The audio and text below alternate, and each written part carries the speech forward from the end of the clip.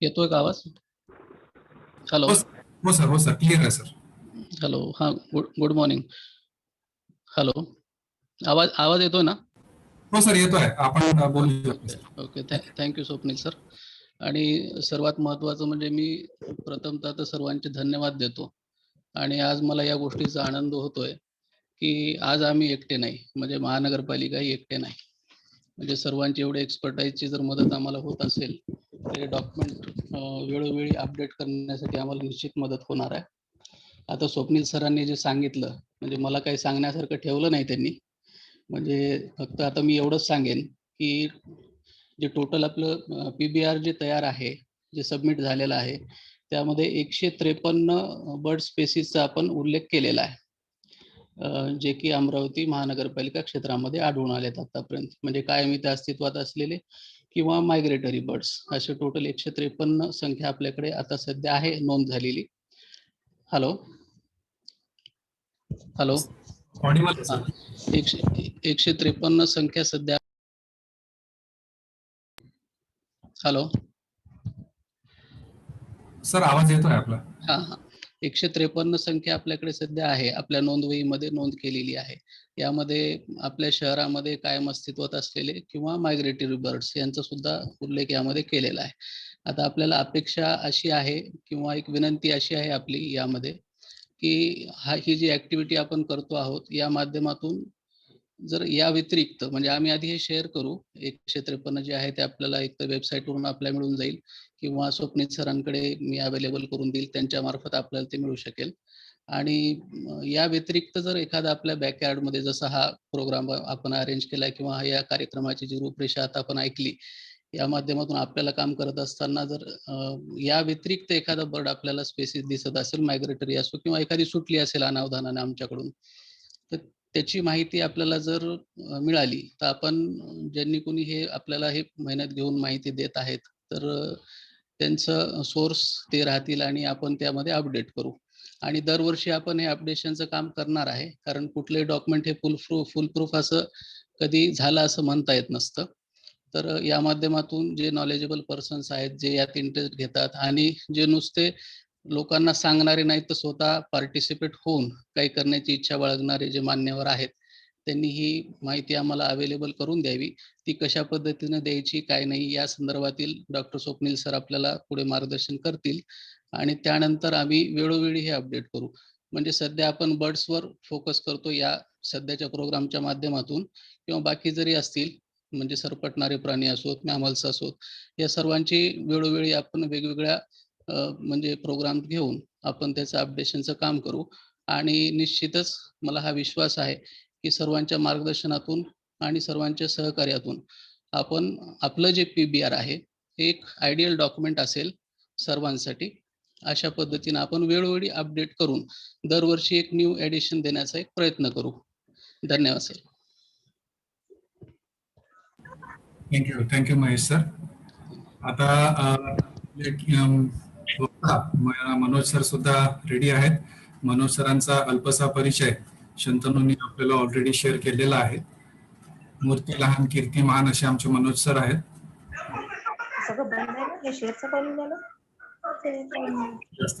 सगळे जास्त आपल्याला दिसत नाही, पण त्यांचं काम बेसिकली मध्ये जास्त न जाता कामा थ्रू आपली नोंद करून घेणं हे त्यांना जास्त आवडते. आणि त्याच जे प्रचिती आहे ती आपल्याला याच्यातनं आहे की सरांचा एन नंबर ऑफ रिपोर्टिंग आहे आणि 8 नवीन स्पीशीज सरांनी इंटरनॅशनल लेवलवर याचं रिकग्नायझेशन किंवा रिपोर्टिंग केलेलं आहे. आणि याच्या व्यतिरिक्त जे वाईल्ड लाईफ फोटोग्राफीचे असोसिएशन आहे त्यांचं रँकिंग सुद्धा जसं शंतनूंनी सांगितलं की 100 पैकी इंटरनॅशनल लेवलवर 100 पैकी 17th 17th जे रँकिंग आहे ते मनोज सरांचं आहे. So welcome Manoj sir. आणि आता पुढचा सगळा वेळ आपल्यासाठी आहे. थँक्यू. आपण प्रेझेंटेशनला सुरू करू शकता.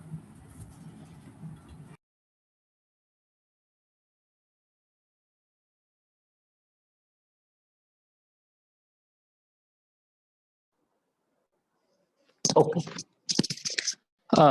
आवाज येतोय का माझा सगळ्यांना? हो sir, clear. Okay. Yes sir. चला, म्हणजे सगळं ठीक आहे. डॉक्टर साहेब धन्यवाद. महानगरपालिकेचे सुद्धा आभार. आपण जे सर्वजण इथे जुळला आहात वेबिनारला, तर सर्वांचं स्वागत आहे. आता या वेबिनारमध्ये गंमत अशी आहे की मोकळा वेळ भरपूर आहे कोरोना काळात आणि वेबिनारवर वेबिनार वेगवेगळे वेबिनार जर म्हटले तर पुन्हा एखाद्या नवीन वेबिनारची काय गरज आहे हा एक थोडीशी याला वेगळी पार्श्वभूमी आहे, म्हणून मला थोडंसं त्यावर बोलावंसं वाटतं. याचं प्रयोजन काय? तर डॉक्टर साहेबांचा डॉक्टर स्वप्नील सोनवणे अर्थात त्याच्या आधी थोडं करेक्ट करू का की जागतिक यादीमध्ये 100 पैकी 17 म्हणजे 17 नाही 70 असं आहे. ते चुकून काहीतरी थोडंसं झालं असेल. 70 आहे. 17 वर यायला खूप वेळ आहे. ठीक. तर मागे जेव्हा फोन आला तेव्हा याविषयी बर्ड्स विषयी आम्ही एक साईट व्हिजिट करायची ठरवली होती. परंतु ती काही कारणास्तव किंवा या लॉकडाऊनच्या वेगवेगळ्या नियमांमुळे होऊ शकली नाही. मग त्याचं रूपांतर वेबिनारमध्ये करावं त्या कन्सेप्टचं, असं डॉक्टरांनी संकल्पना मांडली अगदी 4-5 दिवसाआधी आणि मी त्याला होकार दिला. पुन्हा तंत्रज्ञानाच्या बाबतीत अर्धवट असलेला मी म्हणजे थोडंसं मला नेहमी दडपण वाटतं वेबिनारचं, म्हणजे त्याच्या पीपीटी तयार करा किंवा अशी अरेंजमेंट करा. तर कालचा एकच दिवस मिळाला ऑफिस नंतर मला, शनिवारी सुट्टी होती. त्या धावपळीत थोडंसं घाईगडबडीत झालं. तरी असो, शेवटी गोष्ट पूर्ण होत आहे याचा आनंद आहे. तर या वेबिनारचं वेगळं असं प्रयोजन काय? तर या वेबिनारचं वेगळं प्रयोजन असं आहे की बरेच वर्षापासून आपल्या इथे पक्षी मित्र, पक्षी निरीक्षक, पक्षी संशोधक, अभ्यासक खूप चांगले लोक इथे काम करत आहेत. त्यांनी याद्या पण बनवल्या आहेत. त्या आहेत. पण महानगरपालिका क्षेत्राचा नुसता महानगरपालिका, अमरावती महानगरपालिका क्षेत्राचा विचार करता अशी एखादी यादी जी त्या क्षेत्राशी केवळ त्या क्षेत्राशी मर्यादित असेल अशी यादी अद्ययावत करावी असा तो मूळ विचार होता. आणि त्यातून मग प्रोत्साहन कसं मिळेल? सगळे लोक काम करतायत. पण नवीन लोकांना यातून कशी स्फूर्ती मिळेल?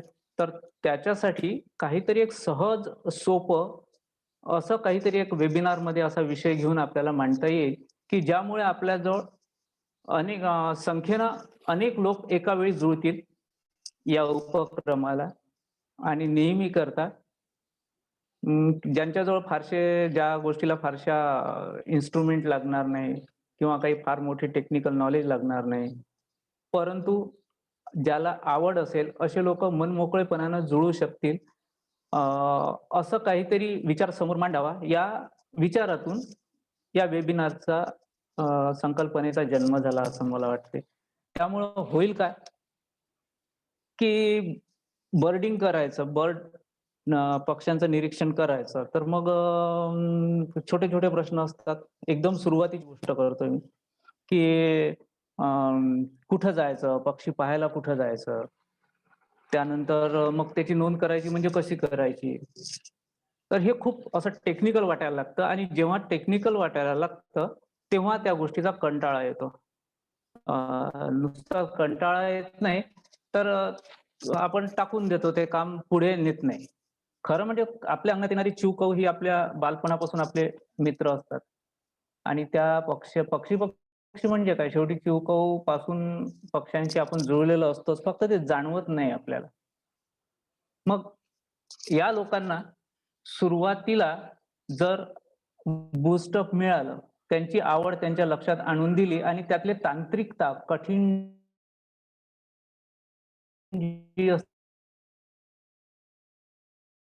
जी तांत्रिकता आहे की असं करायला उपक्रमाशी जोडता आलं तर या उपक्रमाचं त्यात सार्थक आहे असा विचार घेऊन मी या वेबिनारची पीपीटी त्या पद्धतीने केलेली आहे.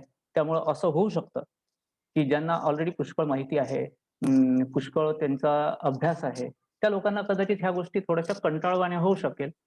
पण आजचा टार्गेट ऑडियन्स जो आहे तो हा आहे, नवीन लोक आणि ज्या लोकांच्या मनात सुप्त इच्छा आहे पण अजून पुढे त्यांनी सुरुवात केलेली नाही काही कामाची, तर तो टार्गेट आहे आज. त्यामुळं इतरांना जर पुन्हा पुन्हा रिपिटेशन वाटलं तर मी आधीच क्षमा मागतो आणि वेबिनारच्या मूळ विषयाकडे वळतो. आपला आजच्या वेबिनारचा विषय birds in backyard in Amravati. आता अमरावती मधल्या एखाद्या घराचा बॅकयार्ड, याचा अर्थ तो यवतमाळातला बॅकयार्ड पण असू शकतो ना, घराच्या आजूबाजूचा परिसर. वर्धेचाही असू शकतो, नागपूरचाही असू शकतो. म्हणजे आज अमरावतीसाठी जरी याचं प्रयोजन असलं तरी ओव्हरऑल विचार करता कुठलाही बॅकयार्ड काही फार बदल नसेल. हा ठीक आहे, कोकण, पुणे या भागात जर तुम्ही पुणेकडे किंवा कोकण पट्ट्यात गेले तर तिथल्या बॅकयार्डला वेगळे पक्षी दिसतील, वेगळं काहीतरी मिळेल. परंतु आपल्या या विदर्भाच्या या भागात, ज्या भागात आपण राहतो तिथल्या 4 जिल्ह्याचा विचार करता सर्वसाधारण वातावरण सारखं आहे, हवामान सारखं आहे, परिस्थिती सारखी आहे. त्यामुळे हा कोणालाही म्हणजे समजून घेण्यासाठी काही फारसं वेगळं यातून काही वेगळं काही करायची गरज नव्हती. अमरावती हा शब्द यात असला तरी हा सगळ्यांना लागू आहे. या हिशोबाने आपण याची आखणी केली आहे. आपण याच आज मुख्य आपला या वेबिनारचा मुख्य फोकस घराच्या परिसरातील पक्षी या विषयावर राहील. दुसरा महत्वाचा मुद्दा राहील की अमरावती महानगरपालिका क्षेत्रात जे पक्षी आढळतात, अमरावती महानगरपालिका क्षेत्रात जे पक्षी आढळतात त्या हिशोबाने थोडा विचार होईल. आणि ओव्हरऑल एक विचार कंटिन्यू सगळ्यांसाठी तो कॉमन राहील की एकदम सुरुवातीला अगदी नवीन असताना पक्षी निरीक्षण कसं करावं, त्याची काय पूर्वतयारी असते, फार मोठी गोष्ट असते का, अवाढव्य असते का, हे सगळं टाळून सोप्या प्रकारे तुमच्यापर्यंत पोहोचवण्याचा याचा उद्देश राहील. अशा तऱ्हेने आपला हा वेबिनार हळूहळू पुढे जाणार आहे. तर आपलं सर्वांचं स्वागत आहे. पुढचे 40-45 मिनिट आपण सोबत राहणार आहोत. आज मला वाटते शंतनू हँडल करतोय का पीपीटी? मी शंतनू आहे असं समजून सांगतो. नेक्स्ट. नेक्स्ट. हा, तर इन जनरल थोडंसं आपण प्रस्तावना सारखी एक थोडीशी पार्श्वभूमी थोडंसं बोलूया की अमरावतीमध्ये किती पक्षी आढळतात साधारण. तर एक जिल्ह्याचा जर विचार केला तर 400+ असा एक अंदाजे म्हणजे 400+ आहे एवढं नक्की. एवढे पक्षी अमरावती जिल्ह्याचा विचार करता आढळतात. आणि अमरावती म्युनिसिपल कॉर्पोरेशनचा जर एरिया केला तर माझ्या मते 300+ असावे. साधारण 300च्या आसपासचा तरी आकडा तो नक्की निघेल, कारण म्युनिसिपल कॉर्पोरेशनच्या एरिया वाईज कधी विचारच करण्यात आला नाही. म्हणजे मी माझ्या बाजूने जेव्हा पीपीटी बनवताना विचार केला तर म्युनिसिपल कॉर्पोरेशन मध्ये किती येतील, तर मी एक ठराविक त्याचे असे ठोकताळे बांधले आणि म्हणून तो 300+ लिहितो. कदाचित थोडासा कमी होईल पण 300च्या आसपास हा आकडा राहण्याची शक्यता आहे. विचार करा, अमरावती सारख्या एका ड्राय एरियाची पक्ष्यांच्या प्रजातींची संख्या 300 अमरावती म्युनिसिपल कॉर्पोरेशन मध्ये लहान गोष्ट नाही आहे. आणि हे जर असं असेल तर त्याची कुठेतरी एक व्यवस्थित नोंद व्हायला पाहिजे. याद्या प्रसिद्ध आहेत आणि चांगल्या दर्जाच्या आहेत, प्रश्न नाही. पण म्युनिसिपल कॉर्पोरेशन म्हणून एखादा जर काही उपक्रम राबवला जात असेल महानगरपालिकेकडून तर आपल्या सर्वांचं कर्तव्य आहे. आणि आपली आवडच ते लोक मागतायत. म्हणजे तुम्हाला पक्षी निरीक्षणाची आवड आहे, पक्षी फोटोग्राफीची आवड आहे, तर त्यातलाच डाटा ते मागतायत. तर आपण सर्वांनी पुढे होऊन अमरावती या नावाखाली एकत्र यायला हरकत नाही, पुढाकार घ्यायला हरकत नाही. आणि आपल्या अमरावती महानगरपालिकेचा असा डाटा जो त्यांनी आता म्हटलंय की पीबीआर चा डाटा जो 153 वर थांबलेला आहे, तो आपण मिनिमम 250-300 पर्यंत नेऊ शकतो. तर त्या टाईप आपल्याला इथे जेव्हा काम करायचं असेल तर ती यादी आपल्याला पुढे केव्हा तरी डॉक्टर सांगतीलच. तर त्या हिशोबाने आपल्याला ती गुगल फॉर्म असेल तो त्याचं डिटेलिंग येईलच. आधी पहिले PBR 153 ची यादी आपल्या बऱ्याच लोकांजवळ येईल आणि माझ्यासारख्या जवळ जर आली तर मी आणखी 50 ते 100 लोकांपर्यंत WhatsApp च्या थ्रू पोहोचविल. असंच आपण पण करा. म्हणजे 153 कुठल्या पक्ष 153 पक्षांची महानगरपालिकेच्या त्या यादीमध्ये नोंद आहे हे आपल्याला कळेल.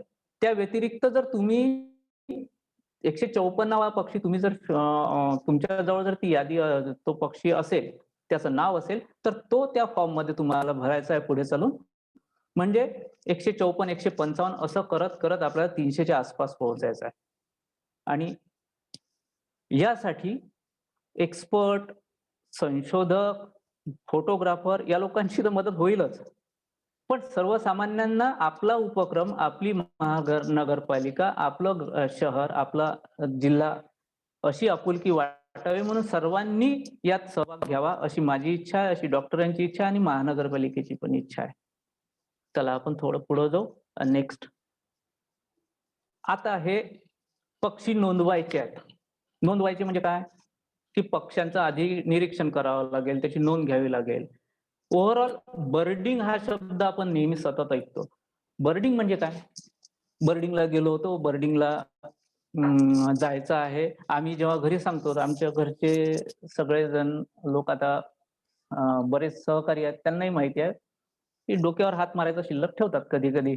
तर बर्डिंग म्हणजे काय? हे बर्डिंग काय आहे? काय आहे बर्डिंग? तर व्हॉट इज बर्डिंग? तर बर्डिंगचा जर व्यापक अर्थ पाहिला तर एक ठराविक एक गोष्ट म्हणजे बर्डिंग नाही. तर पक्ष्यांविषयी तुम्ही गोळा करत असलेल्या माहिती आणि त्या माहितीसाठी घेण्यात येणारे वेगवेगळ्या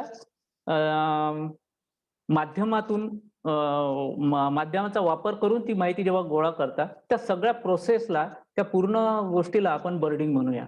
मग यात बर्ड वॉचिंग येईल. नुसतं पक्षी निरीक्षण हा सुद्धा बर्डिंगचा विषय आहे, ज्याला बर्डिंग म्हणू शकतो. बर्ड फोटोग्राफी करत असाल याचा अर्थ तुम्ही कुठेतरी तो पक्षी नोंदवत आहात.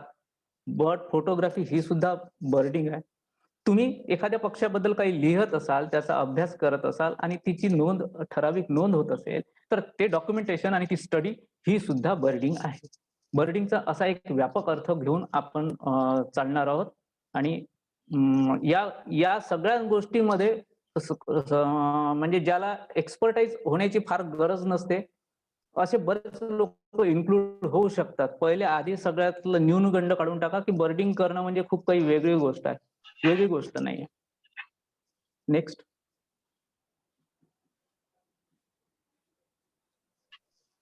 मग आता या बर्डिंग करायची आहे. चला ओके, बर्डिंग करायची आहे. मग बर्डिंग करायची आहे तर काय? तर एक कुठेतरी दिशा मिळायला पाहिजे. मग काय असते बर्डिंग? पक्षी निरीक्षण करणं काय? पक्षी फोटोग्राफी करणं म्हणजे काय?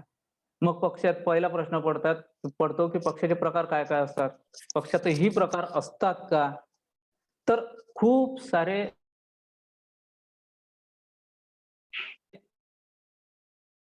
प्रकार असतात. सोपं करायचं ठरवलं, मी आधीच सांगितलं, हा सगळा वेबिनार हा अत्यंत सोपा. आवाज येतोय का? माझ्याकडे थोडं अनस्टेबल दाखवतोय. येतोय सर. येतोय सर. Okay okay. तर एक ठोक ताळ्यात आपण काही त्याचे प्रकार पाडलेले आहेत पक्ष्यांचे. एक पहिला प्रकार वॉटर बर्ड, म्हणजे ज्याचा पाण्याशी, पाणवठ्याशी, तलावाशी असा संबंध येतो, असे सगळे. हा एक प्रकार म्हणजे वॉटर बर्ड, ज्यात डक्स येतील किंवा वॅडर्स, म्हणजे जे चिखलात तलावाच्या बाजूने जो चिखल असतो त्यामध्ये पोषण करणारे पक्षी असतात. ते प्रत्यक्ष पूर्ण पाण्याच्या मध्ये कधीच जात नाही, पण ते पाणपक्षीच आहेत. तो वॅडर्सचा प्रकार सुद्धा आपण पाणपक्षी म्हणजे वॉटर बर्ड्स म्हणून घेऊया. मग पाण्याच्या व्यतिरिक्त कुठे पक्षी प्रिफर करतो? तर झाड, अरण्य, म्हणजे जिथे झाड असेल पाण्याच्या ऐवजी, असे सर्व पक्षी हे फॉरेस्ट बर्ड या नावाखाली आपण त्याचं वर्गीकरण करूया मेजर टाईप मध्ये. इतर सगळे पक्षी फॉरेस्ट बर्ड. मग आता चिमणी, कावळा, पुन्हा विषय तिथेच होतोय, बर्ड्स इन माय बॅकयार्ड, म्हणून मी फार वरचं किंवा वेगळं बोलणार नाही, तिथेच थांबणार आहे. चिमणी, कावळा हे सुद्धा फॉरेस्ट बर्ड म्हणूया. कारण त्यांना थांबायला किंवा निवासाला झाडांची गरज असते, ते झाड प्रिफर करतात. या व्यतिरिक्त एक वर्गीकरण उरतं, ते म्हणजे ग्रासलँड बर्ड, ज्यांना झाडावर पण राहायचं नसतं, झाडांची काही गरज नसते किंवा डायरेक्टली ते पाण्यात किंवा चिखलात त्यांचं पोषण करत नाही. ते उघड्या माळ रानावर पोषण करतात. जसं आपला कर्सर आहे, जे रेग्युलर काही लोक असतील, कर्सर आहे, लॅपिंग आहे. तर असे पक्षी जे उजाड माळ रानावर राहतात, त्यांना आपण ग्रासलँड बर्ड म्हणून एक वेगळं वर्गीकरण, असं सोप्या भाषेत आपण 3 वर्गीकरणामध्ये हे पक्षी समजून घेणार आहोत. आणि असं वर्गीकरण हे सोप्या भाषेत असं होईल. मेजर टाइप्स म्हटले की इथून आपल्याला सुरुवात करता येईल. नेक्स्ट, दुसरा एक मोठा टाइप पडतो थोडासा, की मग सगळे पक्षी, काही पक्षी माझ्या घराच्या बाजूने किंवा मी त्या तलावावर गेलो तर मी या वेळेस मागच्या ऑगस्ट सप्टेंबर मध्ये गेलो तर नव्हते दिसत, आता दिसतात. हा जो एक शंकास्पद वातावरण तयार होते, त्या हिशोबातून मी हे दुसरं वर्गीकरण मांडतोय. रेसिडेंट बर्ड आणि मायग्रेटरी बर्ड. रेसिडेंट म्हणजे जे सतत आपल्या इथे निवास ज्यांचा असतो, आपली चिमणी, आपला कावळा, हे आपल्या इथं तुम्हाला वर्षभर दिसतील. हे इथनं कुठं जात नाही किंवा कुठल्या कारणास्तव ते बाहेरून इथे येत नाही. तर हे झाले निवासी पक्षी इथले. याच्या व्यतिरिक्त मायग्रेटरी बर्ड, ज्याला आपण स्थलांतरित पक्षी म्हणतो, म्हणजे काही फ्लेमिंगो सारखे पक्षी आहेत जे स्थलांतर करून आपल्या इथे येतात. ते ठराविक काळातच स्थलांतर होते आणि त्या ठराविक काळातच ते तिथे दिसतील, म्हणून ते मायग्रेटरी बर्ड. यामध्ये स्थानिक स्थलांतर होते आणि एक आंतरराष्ट्रीय स्थलांतर म्हणूया. तर या प्रकारचे 2 प्रकार उपविभाग पडू शकतात. स्थानिक म्हणजे भारतातल्या दुसऱ्या एखाद्या प्रदेशातून, जसं पिट्टा आहे, इंडियन पिट्टा, तर भारताच्या दुसऱ्या प्रदेशातून तो ठराविक काळासाठी आपल्या अमरावती किंवा विदर्भाच्या या भागात आला आणि पुन्हा इथनं निघून गेला. हे झालं स्थानिक स्थलांतर. पण बाहेर देशातून जर इथे कोणी आलेलं असेल तर त्याला आपण आंतरराष्ट्रीय स्थलांतर म्हणूया. तर रेसिडेन्शियल स्टेटस वरून असे त्याचे 2 विभाग पाडता येतात. नेक्स्ट, तर रेसिडेन्शियल बर्ड्स आता तुम्हाला फार सांगायची गरज नाही, कारण आपण बॅकयार्ड मध्ये थांबणार आहोत. तर बॅकयार्ड मध्ये दिसणारे पक्षी जे आहेत ते भरपूर आहेत. मी सगळ्याची यादी इथं मांडत बसलो तर तसा वेळ पुरणार नाही आपल्याला किंवा कंटाळवाणी होईल. तर त्यापेक्षा मुद्दाम एक प्रतीक म्हणून 2 फोटो टाकलेत. इंडियन रोलर, ज्याला निळपंख म्हणतात, सॉरी, तो आहे. आणि टेलर बर्ड, हे आपल्याला सतत वर्षभर डोळ्यांनी दिसत राहतात. कुठेतरी तारावर बसलेला असेल. चिंपी पक्षी, हा टेलर बर्ड, हा तुमच्या कंपाऊंड मध्ये सतत दिसत असेल. पावसाळ्याच्या साधारण तेवढ्यात याची हालचाल वाढलेली दिसेल. याच्या डोक्यावरचा रंग किंचित जास्त लाल दिसेल. तर हे एक 2 कॉमन पक्षी प्रतीक म्हणून इथे आहेत रेसिडेन्शियल बर्ड्सचे. नेक्स्ट, मायग्रेटरी बर्ड, स्थलांतरित पक्षी, स्थलांतर करून येणारे. एक डेमझिल क्रेन आहे, स्टिल्ट आहे. स्टिल्ट आपल्या इथे येणारे जे खाली जे दिसत आहेत 2, ते स्टिल्ट आपल्या इथं मायग्रेशन करून येणारे मधले अगदी सुरुवातीचे पक्षी 2-3 जे काही प्रजाती असतील त्यातली एक प्रजाती म्हणजे स्टिल्ट आहे. ती आपल्या इथं मायग्रेशन करून येते. ब्लू थ्रोट आहे, ज्याला शंकर म्हणतात मराठीत. हा एक सुंदर पक्षी, हा सुद्धा मायग्रेटरी आहे आपल्या इथे.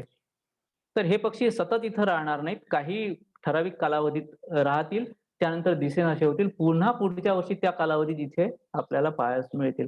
म्हणून हे झाले मायग्रेटरी बर्ड्स. पुढे,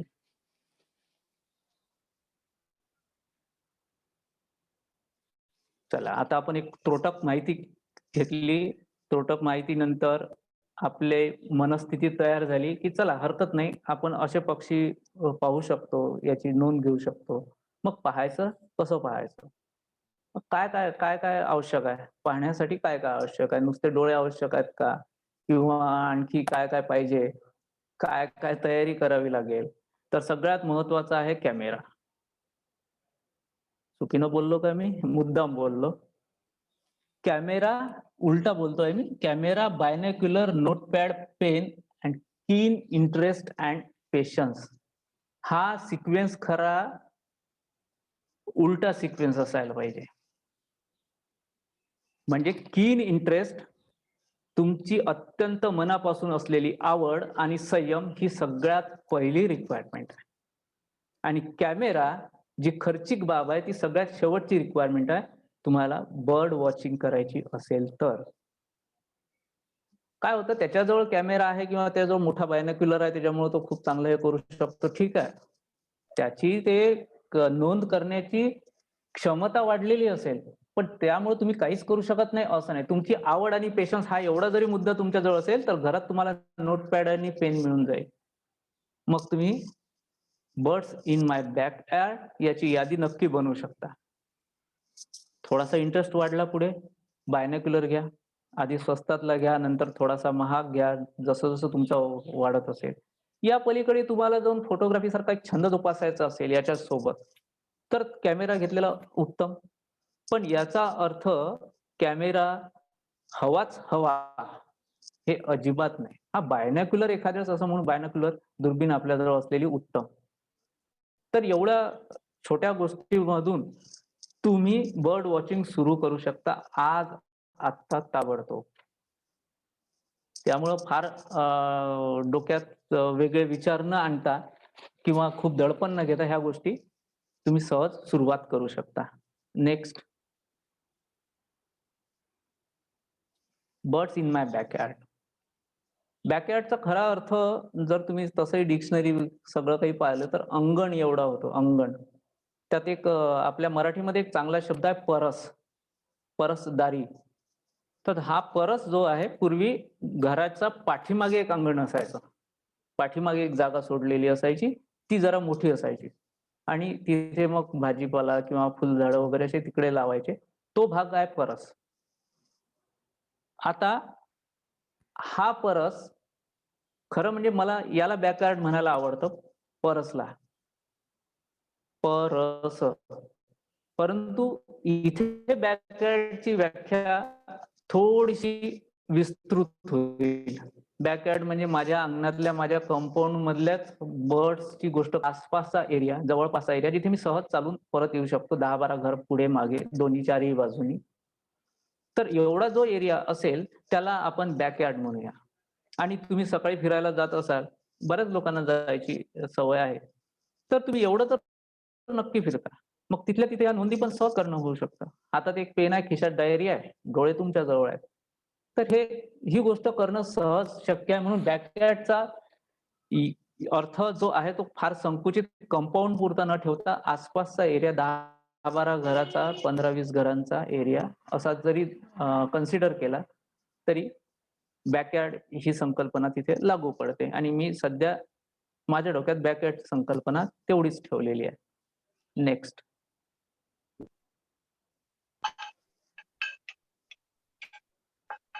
बॅकयार्ड मध्ये खरोखर पक्षी दिसतात का? पक्षी दिसतात. आपण त्यांच्यासोबत म्हणजे युज टू झालेलो आहोत, राहून आहोत. पण मुद्दाम त्याला हा पक्षी कुठला, हा इथे होता की आता इतक्यात आलेला आहे, हे या गोष्टीकडे आपण फारसं लक्ष देत नाही. चिव कऊ इथपर्यंत आपल्या लहानपणापासून आपल्या मेंदूवर त्याची आणि आपण ते तेवढंच करतो. हरकत नाही, आपल्याला इथूनच पुढे जायचं आहे आणि थोडंसंच पुढे जायचं आहे. खूप मोठा विचार नका करू, खूप मोठा विचार कोणीच करू नका. एक खरं म्हणजे आता मध्ये सुचलं म्हणून, हा पीपीटीचा भाग नाही आहे, पण एक गोष्ट सांगावीशी वाटते.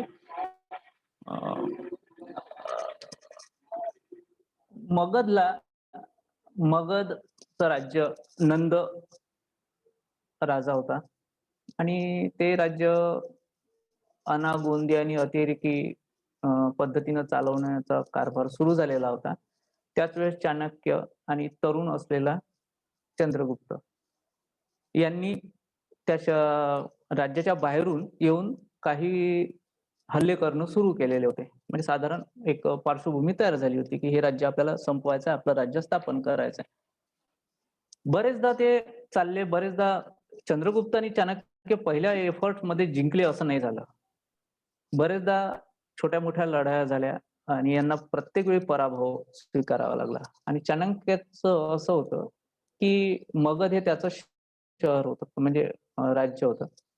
आणि त्यामुळे त्या राज्यात येणं जाणं असायचं. अर्थात तिथे त्याचे गुप्तहेरासारखं जाणं होतं, तिथे काही संबंध होते. तर एक दिवस तो वेश पालटून मगध राज्यात गेला आणि आपल्या त्या स्नेही व्यक्तीकडे थांबला. वेश पालटलेला होता त्याच्यामुळे फक्त स्नेहीलाच माहित होतं ते, त्या पुरुषाला, की ही व्यक्ती कोण आहे. मित्र म्हणून त्याला रात्री थांबवणे आणि बायकोला हेच सांगणे की माझा मित्र आजच्या रात्रभर इथे थांबणार आहे, तर याच्या जेवणाची व्यवस्था कर वगैरे असा प्रकार झाला. रात्री जेवायला बसले सगळे आणि त्याच्या बाजूने जो यजमान होता त्या घरचा, त्या यजमानाचा छोटा मुलगा पण बसला बाबांच्या सोबत पंक्तीला. 3 जण हे करत होते आणि जेवण सुरू. तो मुलगा, आता लहान मूल, त्याला घास कसा तोडायचा थोडासा प्रॉब्लेम असेल तर त्यांना तो आपला पोळीच्या मध्ये असा हात घालून ती पोळी तोडायचा प्रयत्न करायचा, भाकर पोळी जे काही असेल ती. तर ती हातात यायची नाही त्याला तुकडा तोडता येत नव्हता. तर त्याची आई आतूनच त्याला ते पाहत होती आणि तिथूनच ती एक त्याला म्हणते, अरे असा कसा करतोय म्हणे तू. म्हणे आई मी पोळी तोडतो. अरे म्हणजे ते पोळी तोडून राहिला म्हणे तू, पोळी तोडताना थोडासा वेगळा विचार कर म्हणे. प्रत्येक वेळी चाणक्य आणि चंद्रगुप्त सारखा विचार करून होणार आहे का. चाणक्याचे कान टवकारले. प्रकार काय आहे. हे दोघं जण मित्र एकमेकाच्या चेहऱ्याकडे पाहू लागले. म्हणे त्याच्या मित्राने विचारलंच बायकोला की हा काय प्रकार आहे, म्हणजे चाणक्य आणि हे कसं आलं प्रकरण. तर म्हणे मगधच्या राज्याची राजधानीवर सतत हल्ले करणं म्हणजे पोळीच्या सेंटरला हल्ला करण्यासारखा आहे. तुम्ही डायरेक्टली एखाद्या हार्टवर करत असाल तर त्याची मजबूती किती असेल याचा काही विचार केलेला नाहीये म्हणे चाणक्याने. जर तिथपर्यंत पोहोचायचं आहे ना, राज्याच्या राजधानीपर्यंत पोहोचायचं आहे, हार्ट पर्यंत पोहोचायचं, तुम्हाला बाजूनं कुरतडत जावं लागेल. एका वेळी एवढा मोठा घास घेणं शक्य होणार नाही. आणि त्यानंतर असं म्हणतात, ही दंतकथाही असू शकते, आपण बोधकथा म्हणून घेऊया. त्यानंतर असं झालं की त्या कोसल सारखे राज्य जे काठाकाठावरचे राज्य होते ते जिंकत शेवटी चाणक्य आणि चंद्रगुप्तांनी तिथे राज्य स्थापन केलं. यातून मला फक्त हेच गोष्ट सांगायची होती की बर्डिंग एक्सपर्ट आपल्याला खूप असं काही करायचं, फोटोग्राफीमध्ये करायचं आहे, याच्या मोठमोठ्या नोंदी करायच्या आहे, पेपर लिहायच्या, एकदम एवढा विचार करूच नका. तुमच्या हाती जे आहे ना, सुरुवात तिथनं करा. काय आहे, काय करू शकतो. खूप मोठा विचार केला की दडपण येतं, काहीच होत नाही. मग जे आपल्या हाती आहे, जे करू शकतो ते आनंदानं करा. अगदी थोडंसं करा पण आनंदानं करा. पहा तुमचे एक स्टेप पुढे जाईल. मग आज आपण तेच करतोय की तुम्ही पक्षी पाहता, पक्षी निरीक्षण करता, आता फक्त त्याची नोंद घेताना काय काय काळजी घेतली पाहिजे आणि कशा कशा पद्धतीनं पुढे गेलं पाहिजे याची गोडी निर्माण करावी. मी हे शिकवणार नाहीये, पण याबाबत गोडी निर्माण करावी एवढा वेबिनारचा उद्देश आज जर झाला तर त्याचा तो सफल होईल. तर रेकॉर्ड करताना काय करायचं. आता तुम्ही पक्षी पाहताय, तर पक्षी पाहताना मग आता एखादा फोन आला, डॉक्टर साहेब मी एक पक्षी पाहिला. बरं मग कसा आहे. नाही तो काळा काहीतरी असा उंच उंच. त्याची आयडिया होऊ शकेल का, म्हणजे ओळख पटू शकेल का, समोरच्यालाही कळणार नाही. त्याची इमेज तुम्हाला आधी डोळ्यासमोर उभी करावी लागेल, ज्याला तुम्ही आयडी विचारताय, ओळख विचारताय त्या पक्षाची. कारण तुम्ही फोनवर किंवा बोलून त्यांना सांगताय त्यांनी पक्षी पाहिलेला नाहीये. ज्यानं पाहिला त्यांनी कसं सांगावं यासाठी ही स्लाइड आहे. सगळ्यात आधी सांगायचं की डॉक्टर साहेब, मनोज विंडो फोन करतात डॉक्टरांना, डॉक्टर साहेब मी एक पक्षी पाहिला, त्याची साईज ना म्हणजे साधारण चिमणी एवढी होती. बरं, आता इथं हे झालं कंपॅरिझन. चिमणी का सांगितली. चिमणी मला माहित आहे डॉक्टरांनी पण पाहिली आहे, मी पण पाहिली आहे. म्हणजे कॉमन पक्षासोबत त्याची कंपॅरेटिव्ह साईज सांगायची. चिमणीपेक्षा मोठा होता. हो पण किती, म्हणजे मोठा म्हणजे मोर होता का डायरेक्ट. चिमणीपेक्षा मोठा मोर पण आहे. मुद्दा सोपा आहे, साधा आहे. कंपॅरेटिव्ह साईज अशीच सांगायची ज्याच्या आसपासचा पक्षी आपल्याला माहित असेल. कोंबडीपेक्षा थोडासा मोठा एक पक्षी तुरू जाताना पाहिला, पटकन लक्षात येतो तितर वगैरे असू शकतो. कोंबडीपेक्षा मोठा, चिमणीपेक्षा मोठा, मग कोंबडी पण मोठी आहे आणि मोर पण मोठा आहे, म्हणून त्याच्या आसपासची साईज कंपॅरिझन साठी ती साईज निवडायची. सांगताना पक्षाचा आकार साईज सांगायची. दुसऱ्यांदा कलर कसा होता, आता हे सांगताना म्हणतोय मी, पण तुम्ही निरीक्षण करताना पण याच पद्धतीनं करायचं आहे, म्हणजे तुम्हाला सांगता येईल. आपण निरीक्षणावर आहोत. कलर, रंग, त्याच्या शरीराचा रंग कसा होता, त्याच्या शरीराचा रंग असा होता, परंतु त्याच्या पंखांचा रंग वेगळा होता. एक्झॅक्टली तेच पाहिजे आपल्याला. पक्ष्यांच्या शरीराचा रंग कसा होता, त्याच्या पंखांचा रंग कसा होता, कदाचित त्याची चोच एकदम लाल होती, ओके, म्हणजे चोचेचा पण रंग, पायाचा रंग कसा होता, अशा गोष्टी जर तुम्ही रंगांच्या सांगू शकले तर तो पक्षी ओळखण्यासाठी आणखी एक स्टेप पुढे गेलेला असतो समोरचा माणूस. मग एक साधारण इमेज तयार होती, तो रंग तयार होतो डोळ्यासमोर. आणि तिसरी गोष्ट, एखादी त्याचं वागणूक, ज्याला म्हणू त्याचं वागणं कसं आहे. उदाहरणार्थ वागणं म्हणजे काय की particular and repetitive action if any, जर असेल तर. प्रत्येकाची असेलच असं नाही, पण एखाद्याची असू शकते. जसं सनबर्ड हा पक्षी कंटिन्यू फुलावर गेला हॉवर करतो, म्हणजे पंख फडफडवत एका जागेवर उभा राहतो. तुम्ही काही व्हिडिओ पाहिले असतील, म्हणजे त्याची बॉडी पूर्ण एका जागेवर आणि पंख हे करतात, वेगाने फडकवले जातात, त्याला हॉवरिंग म्हणतात. तर तो हॉवर करतो का, मग पटकन डोक्यात येईल आपल्या इथं आढळणारा, आपल्या भागात आढळणारा हॉवर करणारा पक्षी कुठला, तर मग पटकन तिथे ते झालं त्याचं बिहेवियर. किंवा रॉबिन नावाचा पक्षी पाहतो आपण. रॉबिनला सतत मागे शेपटी अशी वर करायची, असा जर पक्षी असेल तो, त्याची शेपटी अशी वर उचलायची त्याची सवय असते रॉबिनला. हे सांगितल्यावर पटकन लक्षात येईल का हा साधारण रॉबिन असू शकतो, म्हणजे आणखी एक स्टेप पुढे गेले. त्यानंतर तुम्हाला सांगायचं का मी हा पक्षी पाहिला केव्हा, कुठल्या तारखेला, ठीक आहे. एक्झॅक्ट तारीख कदाचित 10, 12, 15 दिवसाचं आधी तुम्ही पाहिलं असेल आणि नोंद वही ही नसेल तर तुम्हाला नाही आठवणार, पण तुम्ही महिना सांगू शकता, महिना सांगू शकता, वर्ष सांगू शकता, आणि कुठे पाहिला हे सांगू शकता. कुठे पाहिला यावरून पण बऱ्याचशा गोष्टी लक्षात येतात. तर रेकॉर्ड करणं म्हणजे दुसरं काय, बस ह्याच गोष्टी म्हणजे रेकॉर्ड आहे. यालाच रेकॉर्ड करणं, याचं निरीक्षण करणं आणि तेच निरीक्षण या पद्धतीनं मांडणं म्हणजे रेकॉर्ड करणं. आपला जो गुगल फॉर्म पीबीआरचा तयार होईल, जेवढी मला डॉक्टर साहेबांनी कल्पना दिली, या पद्धतीची मला नाही माहिती, पण ते जेवढे बोलले त्यामध्ये ह्या गोष्टी इन्क्लूड करणार आहोत आपण. आणि त्याच पद्धतीचं निरीक्षण राहणार आहे. आणि या निरीक्षणाला फार मोठी तांत्रिकता लागत नाही, तुम्ही लक्षात आलेलं असेल. फार मोठी टेक्निकल बाजू नाही आहे किंवा खूप मेंदूवर ताण नाही आहे, तुम्ही सहज करू शकता. यालाच पक्षी निरीक्षण म्हणायचं, यालाच रेकॉर्ड म्हणायचं. इतकं सोपं आहे.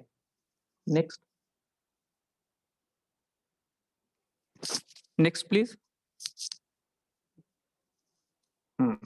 आता एवढं सगळं झालं, भाषण झालं.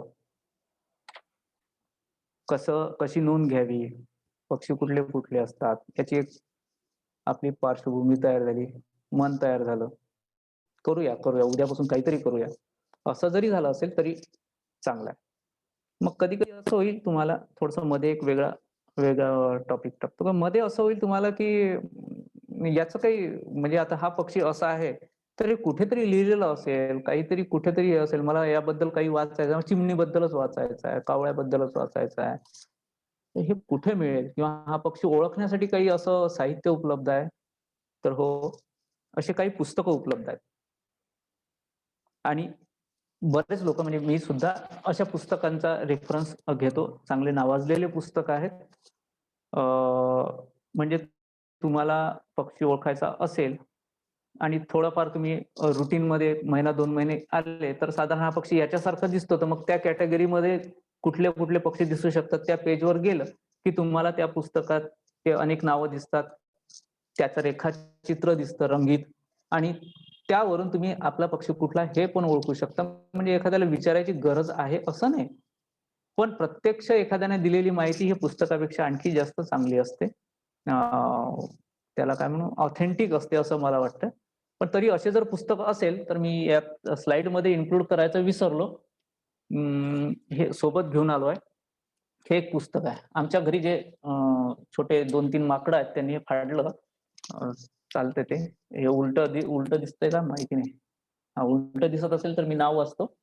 Birds of India, OM field guide, birds of India, Sri Lanka, Pakistan, Nepal, Bhutan, Bangladesh and Maldives. इथले जवळपास सगळेच पक्षी यामध्ये कव्हर होतात. या पुस्तकाचं वैशिष्ट्य म्हणजे हे इंग्रजी पुस्तक आहे आणि या प्रकारे एकसारख्या पक्ष्यांचं, एकसारखे दिसणारे पक्षी एका पानावर आहेत आणि त्या पक्ष्यांचा आढळ साधारण कुठे असतो, तो भारतातला आहे का, इथला निवासी आहे का, की बाहेरून आलेला आहे, की बाहेरून येताना मग तो उन्हाळ्याचा पाहुणा म्हणून आलाय की हिवाळ्याचा पाहुणा म्हणून आलाय, या सगळ्या गोष्टीसाठी एक नकाशाचा यांनी एक रेफरन्स दिलाय. ही गोष्ट खूप सुंदर आहे या पुस्तकात.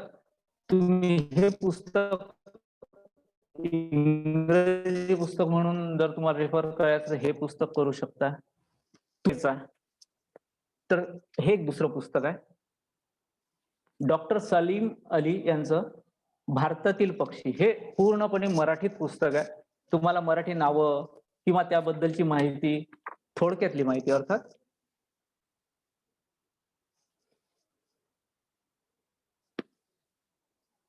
पण ती मराठीतून अशी जर आवड निर्माण झाली आणि हे पाहायचं असेल घरच्या घरी, काहीतरी थोडीशी पुढची स्टेप गाठायची असेल, आनंद घ्यायचा असेल, माहिती मिळवण्याचा एक उत्साह निर्माण झाला असेल, तर तुम्ही हे रेफर करू शकता. ते विसरलो तर म्हणून मी आज मुद्दाम आता येताना सोबत आणलं आहे.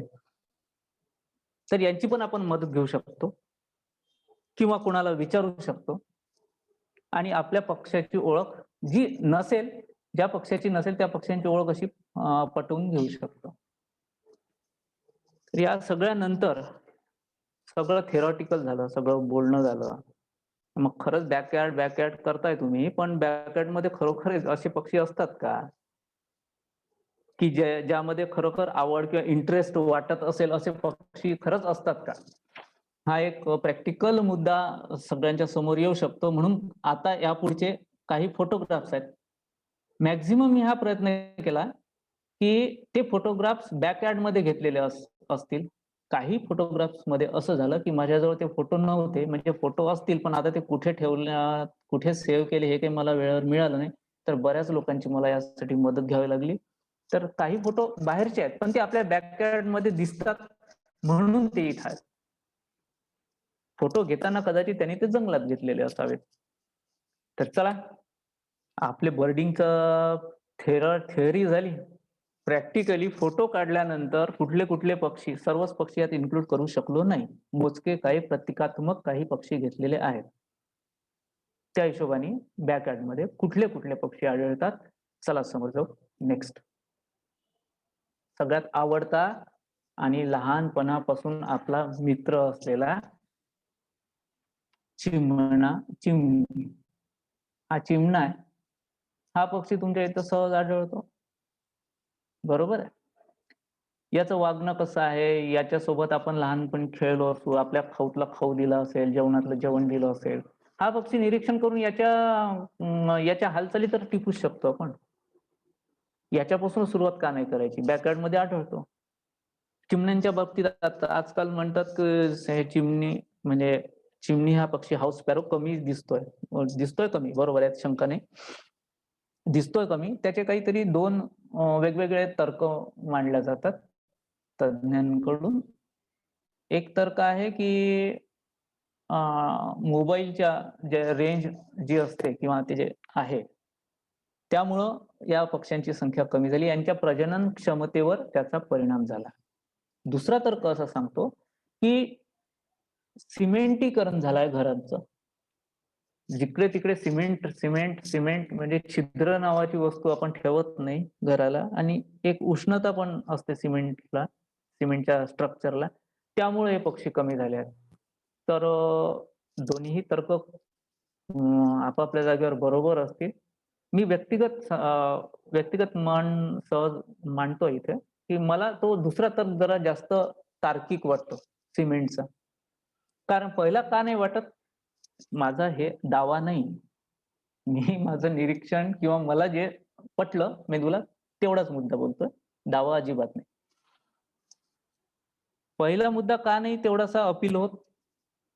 तर जिथे मोबाईल टॉवर एखाद्या बिल्डिंगवर, घरावर पाहिले आहे मी, त्या टॉवरच्या त्या क्रॉसिंगमध्ये, त्या लोखंडी क्रॉसिंगमध्ये सुद्धा चिमण्यांची घरटी मी पाहिली आहे. बऱ्याच लोकांनी पाहिली आहे. मग जर एवढाच धोका असेल किंवा असं जर होत असेल तर टाळलं असतं पक्ष्यांनी ते. एनिवे, अभ्यासू मत म्हणून नाही मांडत आहे, सहज बोलता बोलता सुचलं म्हणून. दुसरा मुद्दा याच्यासाठी पटतो की पूर्वी कौलारू घरं असायचे, कुडाची घरं असायची. त्या कौलं जिथे टेकतात त्या भिंतीला, तिथे वेळू, बांबू किंवा बल्ली असायची. तिथे एक गॅप मिळायची. ओव्हरऑल घर थंड असायचं. त्या गॅपमध्ये तिथे घरटं बांधायला तिथलंच काहीतरी तोडून, कारण ते तोडण्यासारखं होतं, नैसर्गिक वस्तूचंच राहायचं. बांबू असेल, तुमचं गवत असेल, तिथलंच तोडून तिथं घरटं बांधायला यांना सोपं जात असावं. ते आता उपलब्ध होत नाही. आपण घराला छिद्रही ठेवत नाही. असले ते छिद्र बुजवतो आणि चांगले काँक्रिटीकरण करतो. त्यामुळे कदाचित हा शहरातून थोडासा कमी झालेला पक्षी आहे. एनिवे, जे असेल, पण तरी आपला सगळ्यात लाडका पक्ष्यांमध्ये, बॅकयार्डच्या लाडक्या पक्ष्यांमध्ये याचा पहिला समावेश करावासा वाटला, साहजिक आहे. नेक्स्ट, चिऊ काऊच्या जोडीमधला काऊ. पाहुणे आले, कावळा ओरडला, पाहुणे आले अशी आई सांगायची. तेव्हापासून या कावळ्याशी आपला संबंध येतो. आता कावळे दिसतात, कमी दिसतात पुन्हा, त्याची पण काही कारणं असतील, पण हाही आपल्या बॅकयार्डमध्ये आढळतो. किती पक्षी झाले आपले? 2 पक्षी झाले आपल्याच बॅकयार्डमध्ये. पुढे नेक्स्ट, रॉबिन. हा पक्षी तर आढळतोच आढळतो. गंमत म्हणजे या रॉबिनचे 2 प्रकार आपल्या घरात आढळतात. हा वरच्या बाजूने जो दिला आहे तो आहे इंडियन रॉबिन, ज्याची व्हेंट म्हणजे शेपटी खालचा जो भाग आहे तो लाल आहे. हा इंडियन रॉबिन, हा आपल्याकडे नेहमी आढळतो. त्याच्यासोबत खालच्या चित्रातला, ज्याचं पोट पांढरं आहे, छातीपासून वर काळा आहे, हा मॅकपाय रॉबिन, हा सुद्धा आपल्या इथे आढळतो. थँक्यू पॉइंट आउट केल्याबद्दल तिथे, थँक्यू. आणि इकडे ही व्हेंट, जिकडे तुम्ही वरच्या फोटोत पाहिलं तिथे व्हेंट तुम्हाला लाल दिसेल, आणि शेपटी बाकींची वर उचललेली आहे. म्हणजे हे याचं मगाशी जे बोललो बिहेवियर, ते याच्यावरून पटकन लक्षात येते. रॉबिन प्रकार, म्हणजे प्रकाराचे रॉबिन प्रकार जो आहे, त्या जवळपास सगळे पक्षी किंचित वर, हे तरी अर्धी उचलली आहे, तो फोटोच्या त्या क्षणाला क्लिक नाही झालं. हे आणखी जवळपास 45 डिग्री मध्ये वर जाईल, आणखी इतकी वर उचललं जाईल, साधारण हा अँगल बनतो. Yes yes yes yes doctor, thank you. आणि इकडे हा खाली आहे मॅकपाय रॉबिन.